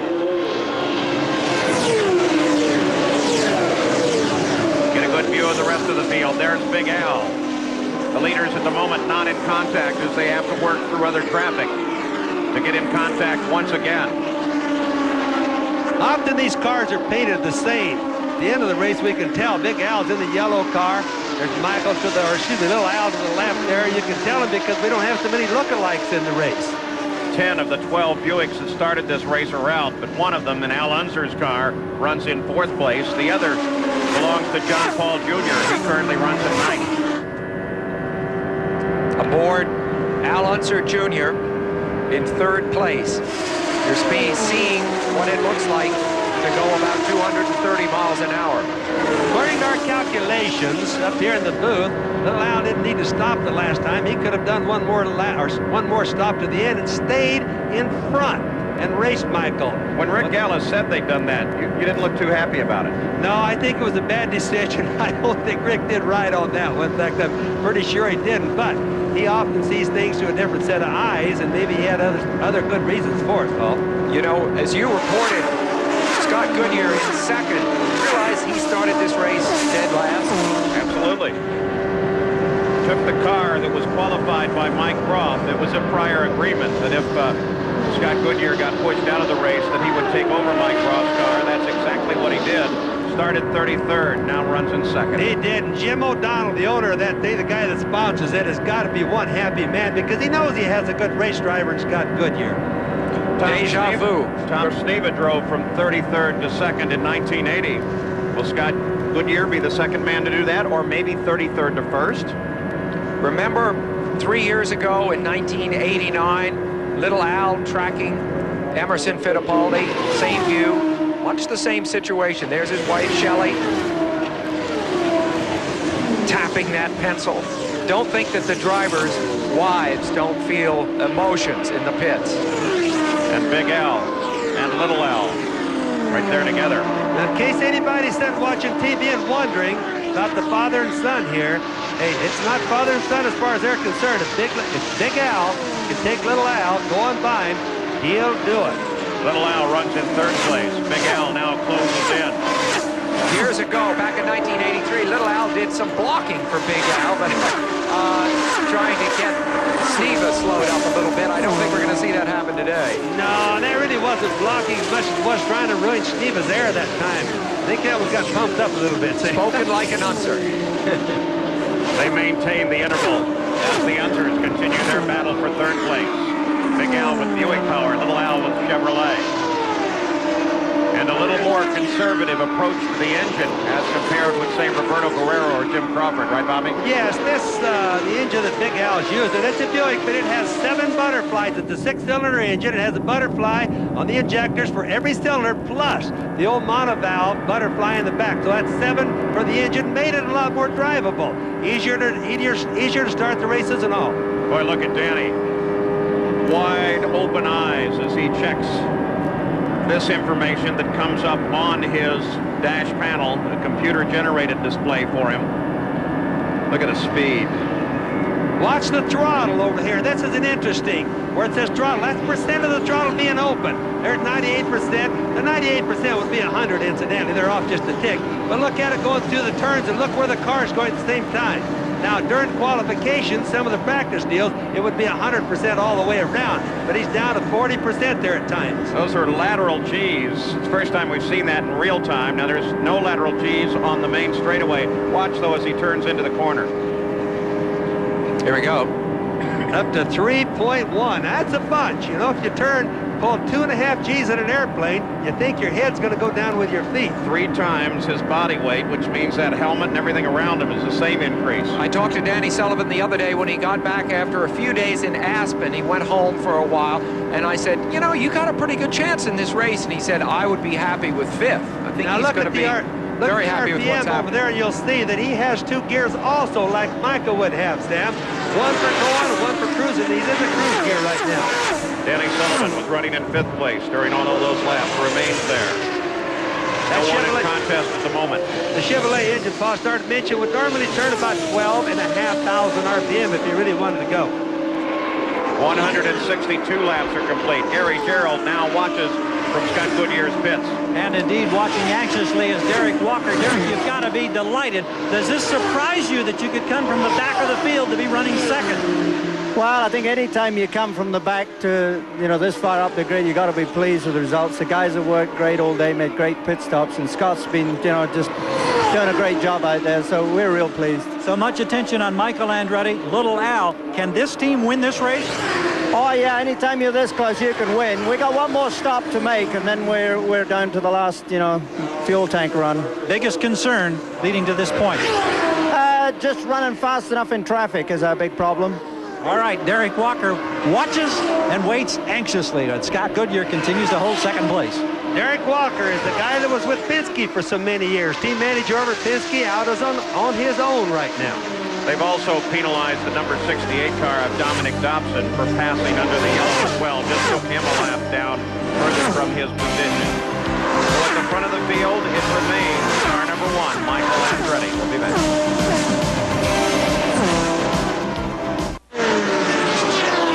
That white car right there is Michael Andretti. He's overhauling the entire field, no problem whatsoever. The Ford motor continues to run very well. 229 miles an hour for the last lap, 229.7 for Michael. He's been like a cat playing with a mouse all day. Michael has a lot more reserve. He's in one of those times where he really has this race. Now, I'm not predicting a win, but he certainly had a big advantage all day. Well, we've seen a good deal of Michael's wife, Sandy, in the pits. She has a phrase for when Michael really gets in gear. She says he's on Racer's Planet, and that's where he is right now. Let's go down pit side, Jack Ruth. Paul, do you remember in the old days back when Indy was Indy and a car owner came and only ran the Indianapolis 500? Well, that's the case with this man, John Menard, and he has Al Unser Sr. running in 4th place. John, you've got to be excited about the run. Yeah, my heart's going to jump right out of my chest. I'm really excited. Good news and bad news all month. Now, the question that we've got is, can the Buick last? Have you told Al anything? Well, Al's told us it's running good, and it obviously is. I think it's going to last where we're going to wind up. I don't know. I'm sure hoping. He's a page from the past, Paul. He's one of those true sportsmen, but the look that he likes is right up there on the pole. It shows his car in 4th. There's a guy we go snowmobiling with in the wintertime. John Menard comes from Wisconsin, and he loves to go snowmobiling. Let's consider the top of the order as we watch Michael Andretti continue just to cut around this track at incredible speeds. Just turned a lap, slowed down quite a bit as he ran through traffic at 221 miles an hour. He's led for all but 23 laps of this race. Michael Andretti. Here's a car with an engine that has not yet won a race. Scott Goodyear, a man who has not ever won an IndyCar race, though He's never even finished in the first race. Exactly. Yeah. And Al Unser, who's never won the Indy 500. Big Al, who's with a Buick that has not done particularly well here. Except really for Michael. These are long shots at best that are now running among the leaders. If you go back to the start of the race, you could not have envisioned something like this. But if Michael does go on to win, incidentally, he has become much better with the press and the media. He used to not really care or put any energy into it. Certainly not like his dad, Mario, but he was on the Letterman show last year. He did really well, and of course, if he wins this one, we'll see him on a lot of stuff. There's little Al on board. You can look at how hard the wind is buffeting his head. That gives you an idea. The Lolas have not done well with that wind. I think I mentioned that earlier. There's a dad right behind him, really pushing hard. He's going to start putting the pressure on, because remember, the Buick does really have more horsepower than little Al. And there goes Big Al inside a little Al and picks it up. Whoa! I guess that was pretty good, and I wasn't trying to, Paul. So Big Al moves up a position, takes up 3rd place. I started to say little Al's engine is the older Chevrolet, what we call the A model. Big Al is in the Buick. And they have quite a bit more horsepower than the Chevys do. And Little Al, of course, is in the Galmer chassis. That one won the Switzer Award for Excellence in Innovation Design, designed by Alan Mertens, of course. Let's go to Jack. Well, Paul, in about 2 laps, Michael Andretti should be coming in for his final stop. The crew is ready. I asked them if they were going to be making any changes on the car whatsoever. They said, why? 29 laps left with the Indy 500. We're now within the last 100 miles. Well, you see him rip by Cheever there. You know, it was almost exactly at this point back in the 1987 race that Michael's dad, Mario, had been leading and dominating the race exactly like this with the then-new Chevrolet engine. That engine picked that moment to go south, as they say, to fail. One only can hold your breath right now. And that was both of them with the identical new Ford engines there, so that's always interesting when you know the same chassis, the same engine. And he went by Cheever pretty easy. Let's show you how good Michael has been handling. And Michael comes onto the pit road, ready for what should be his final stop of the race. Remember, they had a fuel refill problem on the last stop. Let's see if this one comes away clean, Jack. He says he just hates the pit stops. It's where things can go wrong. And also keep in mind, all the other cars are going to have to pit also. There's another pit stop coming for everybody. So Michael's just making his first. Fuel goes into the car. On goes that last set of good tires that he was saving that Jack told us about earlier. These are the ones that Jack said should be the best, Jackaroo. Paul, what we've had is a very good pit stop, and let me tell you, they had no problem with the fuel, so he's off and away. 17 seconds in and out, second place car. Scott Goodyear also in and out, his final stop. And that squirt of water that you saw go on there, that's for any spilled alcohol. Water dissolves the alcohol quick, so they give it that shot, just in case anybody saw that. Big Al now has the lead of the race. Little Al is in second place, but they too have to stop. Big Al's going to be in 2 laps. The pit board is out for him now. So we move to the final laps of the race. There he is, the leader, Al Unser. A 5th win today, possibly. Al Unser Jr. on the pit road. He comes to a stop at the Gallas Craco pits. Jerry Punch is right there. Owen Snyder and the rest of the crew now working on Little Al's car. They will change tires. They have fueled the car. They're waiting for the fuel. Remember, laps to go. They want this as full as possible. 13.9 seconds, and Al Unser Jr. heads back down pit road. It is fabulous to see this Alan Mertens design car doing this well. They've been very quiet all month long. Big Al coming in just 1 lap. You see him there in the yellow car on the right of the screen. 1 lap to go before he pits. Big Al 13 seconds, or excuse me, Little Al 13 seconds. Michael 17 seconds, but remember, Michael has a lot of speed on these guys plus distance, so they were really slow and careful on Michael's pit stop. And as he heads into the pits, Big Al will have a 14-second lead over Michael Andretti. Michael should be able to retake the lead at the conclusion of Big Al's pit stop, but we'll certainly be watching for that. This will be the last pit stop now for all the remaining cars. Al Unser Jr. runs in 3rd place right now, just about 20 seconds back, and Big Al stays out. Well, Big Al apparently has a feel for the car, Bobby. And well, this is where you take a chance, though. You think to yourself, could something happen? Could I get my stop in under the yellow while everyone else ahead of me has stopped under the green? Well, these cars all have computers on board. They all can see on the dash what there is, Sam, so probably he just decided to say, hey, I'm going to go for that yellow just like you imagined. Always gamble on it. If you throw those hard dice, sometimes you win. Particularly when you're running 4th. It's a good moment to gamble. Right. Big Al has led now 628 laps, the all-time Indy lap leader. And there he goes, heading for the pit road. Al Unser, the leader of the race, a 4-time winner. Will it be 5? Jack Arute waits for him. And Paul, right now, the concern with this crew is that they make no mistakes. They're awaiting Al Unser Sr., an unemployed race driver. When they initiated practice here, he has brought the car to a stop. Seems to be routine thus far. Al Unser Sr., the last time he was unemployed, he took it over, and Michael Andretti has taken the lead, but Al Unser Sr. won his 4th when he was an unemployed race driver at the start of May. A long stop, 17.6 seconds, but the crew is happy because there were no mistakes. So Big Al makes his stop at Michael Andretti. Michael Andretti is in the lead. You know, when Michael gets out in front like the way you see him, he's just gaining on him as the race goes on. He is just plain hot. Michael is hooked up. He can cruise. He's in his top running gear. Even during the pit stops, he makes them slow, but he still keeps gaining. There's Michael right now, as you can see on the screen. Right now, he has no competition. Stand by, station break. We'll be right back.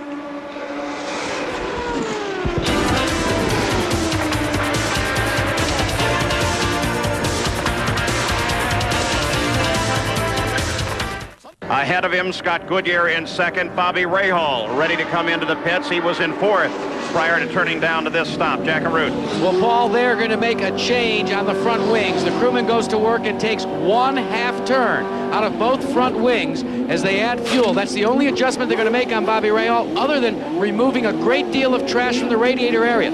Another long stop, only to take on fuel. That's why it was so long, 15 seconds flat. That's a very, very minor adjustment. 1/2 turn on each one. With as small as those front wings are, that's almost a nothing, but he's still working at it. That's a good sign. Out comes Rahal, but he falls to 5th place in Scott Goodyear's pit. Here comes A.J. Voigt, still keeping the car alive, running in 11th place. He was supposed to retire last year. He decided he was having too much fun, and A.J. has been a joy to be around this month. So A.J. makes his stop. Routine, taking his time with it.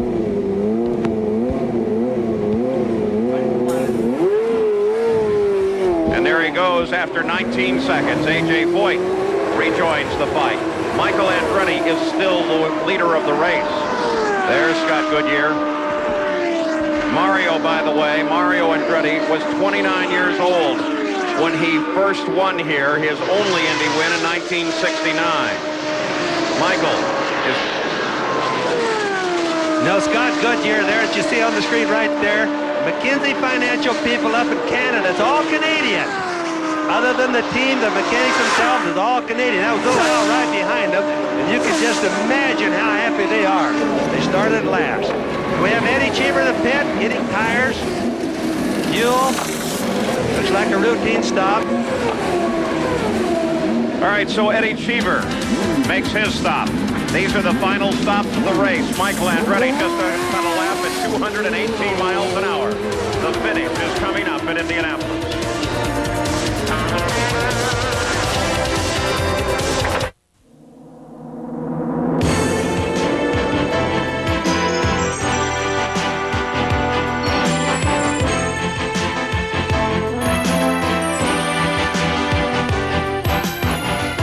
Designated as one of America's national landmarks, the Indianapolis Motor Speedway Museum keeps alive the history of the Indianapolis 500.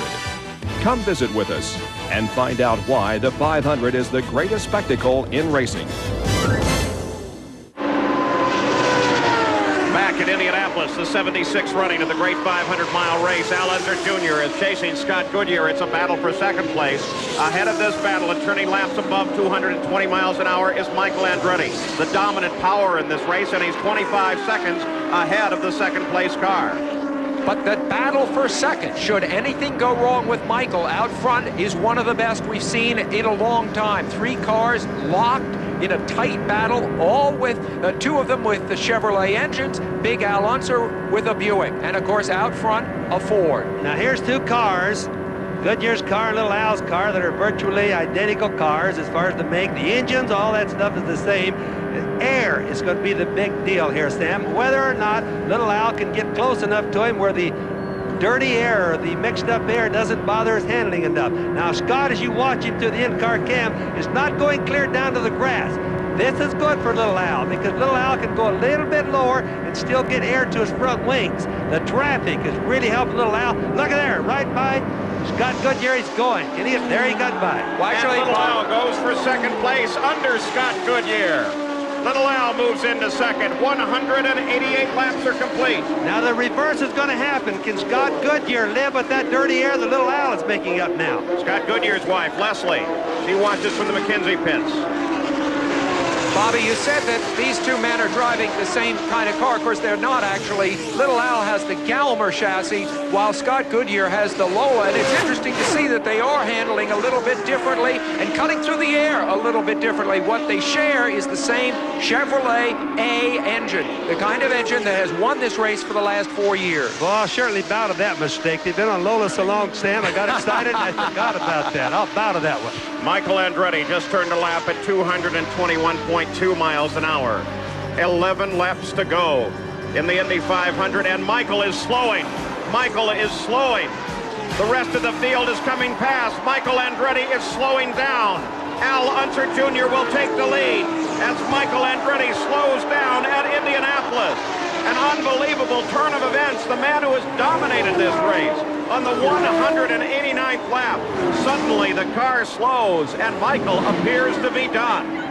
Paul, that is another Andretti thing. It's sad for Michael. I have never seen a race driver in my life that deserves this race more than Michael Andretti, and he isn't even going to make it back to the pits. There come the leaders, first and second. Al Unser Jr., Scott Goodyear. And we've got a whale of a race on the racetrack as Scott Goodyear is closing on Little Al. Now the contest is really going to happen for a race, because once those guys know, which they know now, yellow flag comes out because Michael's car did not make it off the racetrack. And Leslie Goodyear is wondering, can her husband possibly win the race? Jack Arute, you have an update.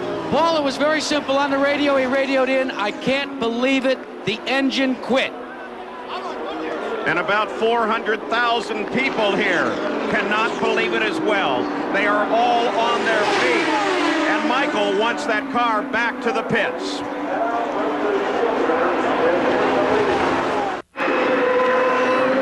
If a man ever deserved the accolade of this gigantic crowd, it's Michael Andretti. He led 163 laps. And then turning a lap of only about 220 miles an hour, much slower than he'd been earlier in the day, suddenly the engine shut down. You can hear the people There's cheering him right now. There's one of his owners, Paul Newman, wife Sandy. Ed Nathman's. You know, this shows you how quickly fate changes here at Indianapolis, doesn't it? There's Shelley Unser, suddenly now her husband in with a chance to win this thing. But if you want to talk about fate, 192 laps are complete, 8 laps to go. Traditionally, in fact 12 times in the 76 runnings of the Indianapolis 500, the leader at this point in the race, the man who led at lap 190, does not win the race. No, and here's the 2 guys, Little Al and Scott Goodyear, both, who really didn't look like much of a chance of winning this race early on. They had to gamble on different things happening to be competitive. Now they're 1 and 2 and going to have a probably a heck of a battle before the checkered flag falls. Bobby, how important is it to Little Al to take his 500 win? Oh, it's so important. It's more important than any other thing in his life, Paul. He's the only unser that's raced here that hasn't won, you see. Let's go down to Jerry Punch. Moments ago, this car owner beside me, Rick Gallis, kneeling almost as if in prayer as they were watching his driver come out of turn 4. And Rick, laps winding down. It's very, very close. See what happens. It's a 2-car race. As they come toward the green flag, Little Al now being chased by Scott Goodyear. Goodyear for the biggest finish of his life.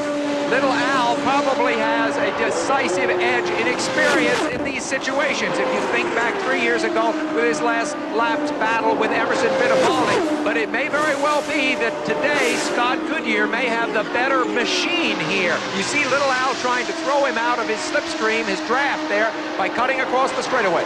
Little Al will weave all over the straightaway, trying to keep Scott Goodyear away. Well, it certainly is. And keep in mind another thing. They have a race gear, a real fast gear, and a cruise gear. Both of these guys are letting all the saving go to the wind now. It's in the go gear right now. And Scott Goodyear closes in behind Al Unser Jr. Remember, Big Al runs in 3rd place right now. The battle, though, is at the front of the field. For what is happening to Scott Goodyear right now, this is incredible. After years of relative obscurity, trying to set his career up to do the right things, suddenly he finds himself with a moment where it could all come right in the biggest possible way. He's got the opportunity on the plate. The strategy right now, for example, is just flat out. There is nothing being saved right now because, remember, Little Al is making dirty air or hard air for Scott Goodyear to run in, and leading right now. Running in that clean air is definitely an advantage. This is not a NASCAR race situation where it would be to some advantage for Scott Goodyear to stay in 2nd place. He's not in a position to save fuel. I think if he can make the pass, he's going to make the pass.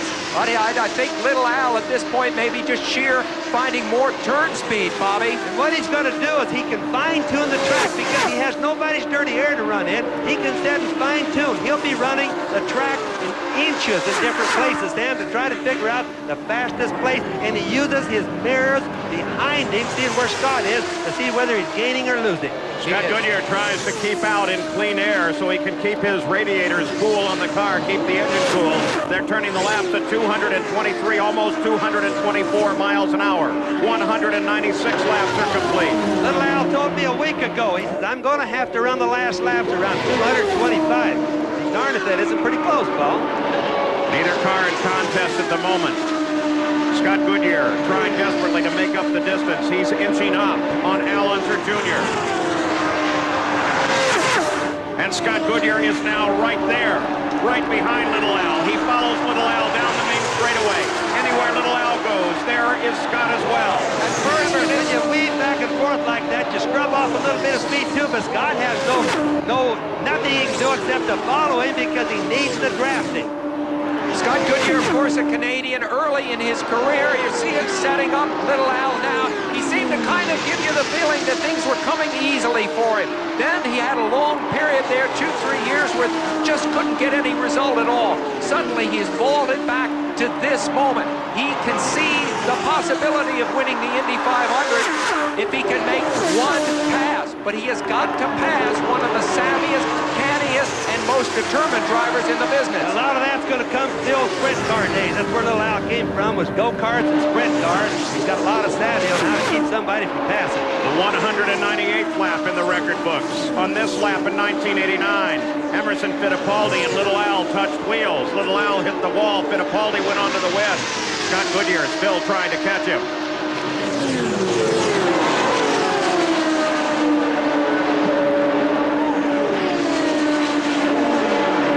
Right now, there's no traffic involved in front of him, Paul. This is what got him the last time. And Al Unser Jr. sees Dwayne Sweeney's white flag. 2.5 miles. One more lap to go. If Scott Goodyear has a chance, the time is now. Don't forget, 10 years ago, John Cox and Rick Mears raced on the last lap for the finish. John Cox won that one.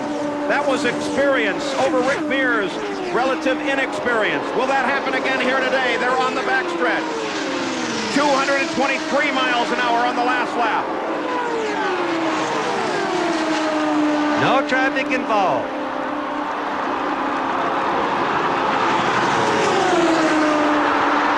They make the turn for home now.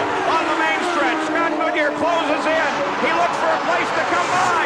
Scott Goodyear tries it, but no.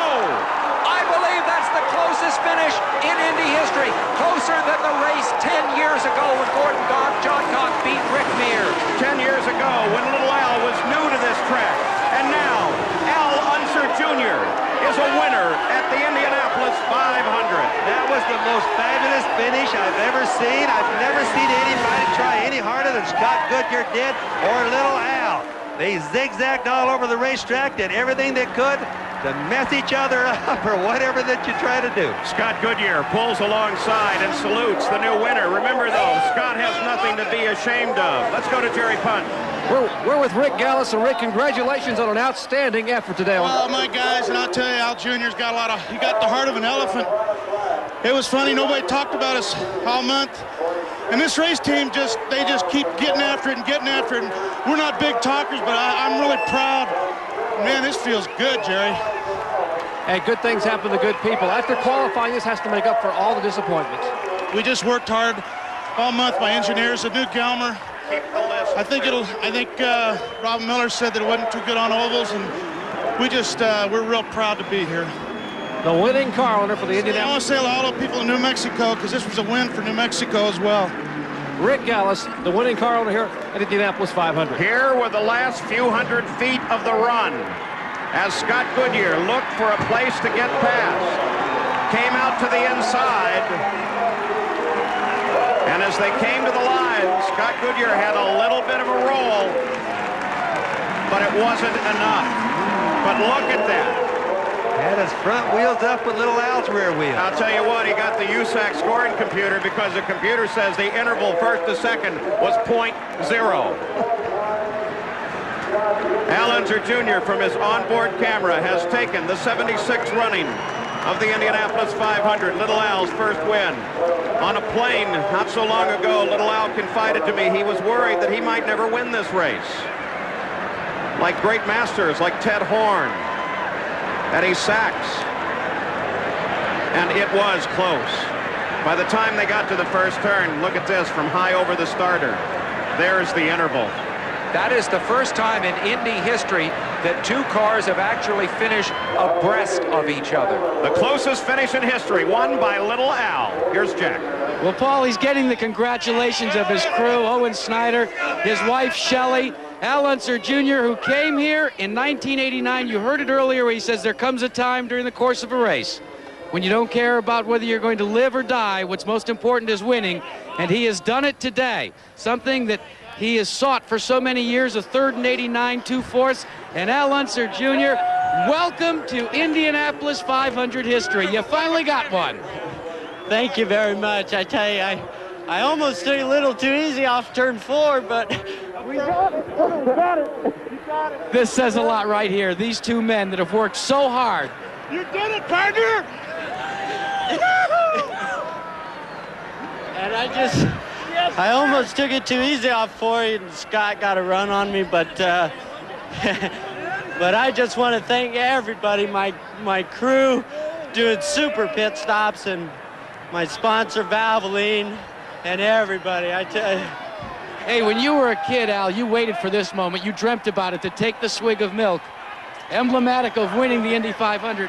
Al, let me ask you. The one question now is all month. All right, Al. All month, nobody talked about your chances to win the Indy 500. Did you think you had a chance?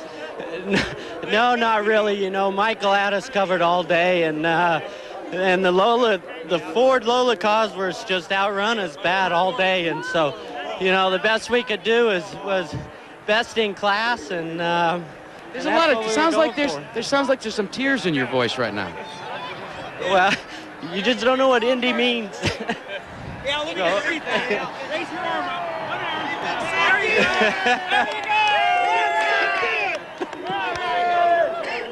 go. Yep. Hey, Al. Come on. Are you done, Jack?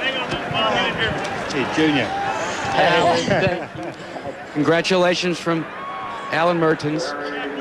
This is just a very moving victory lane, gentlemen. Consider this. Bobby Unser won on May 24th, 1981. Al Unser won on May 24th, 1987. Little Al wins on May 24th of 1992 in the closest finish ever at the Indianapolis 500. So close that the computer has not yet resolved the winning difference. And those are the only 3 times this race has ever been held on May 24th. Al Unser, his father, comes home in 3rd place. This was Shelley watching in the last lap of the race. Look at the emotion there. And then she knows he has it. She didn't know that until after he passed in front of her pits just about 100 yards down from the start-finish line in the historic Yard of Brick. That length of time, sometimes you live 10 years. There you see Scott Goodyear as he pulled to the inside, and Little Al raised his fist in the air just as he streaked over the finish line.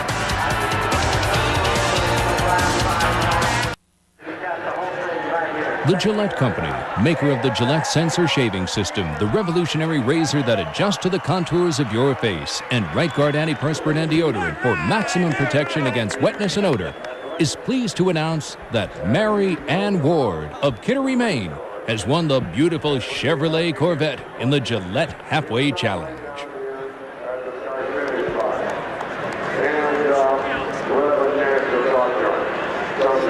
And the celebration continues on the victory platform in front of the Master Control Tower at the Indianapolis 500. The final Valvoline race summary of the day, 13 caution periods, only 12 cars finishing this race. A very slow average speed due to that enormous number of cautions. And how about second place, Scott Goodyear? Here's Gary Gerald. Well, Paul, 12 years ago, Tom Sneva started dead last, finished second, but it wasn't as close as this time, the closest finish ever. Here's the man who ends up being the disappointed second place man.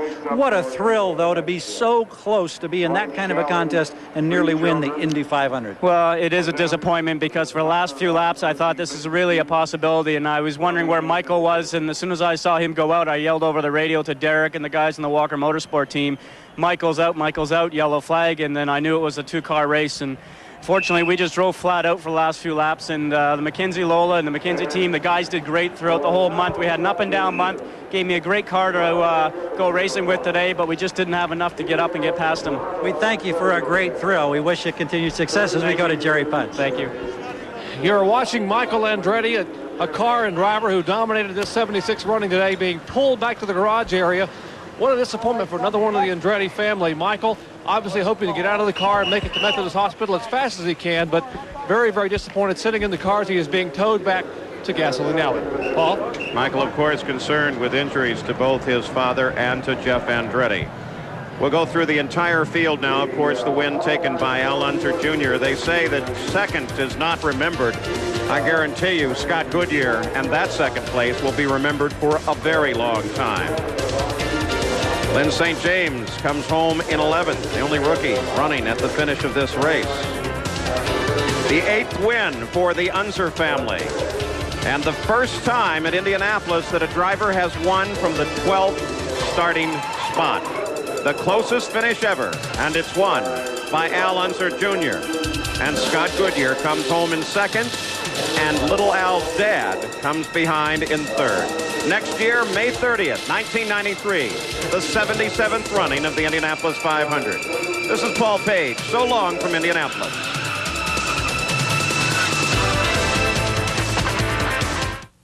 Coming up next, the pressure is on for the world's best women golfers. It's winner take all with thousands of dollars riding on each hole in the final round of the JCPenney LPGA Skins Game. Next. ABC Sports presentation of the Indianapolis 500 has been brought to you by Chevrolet, the cars and trucks more people depend on. By AT&T, the right choice.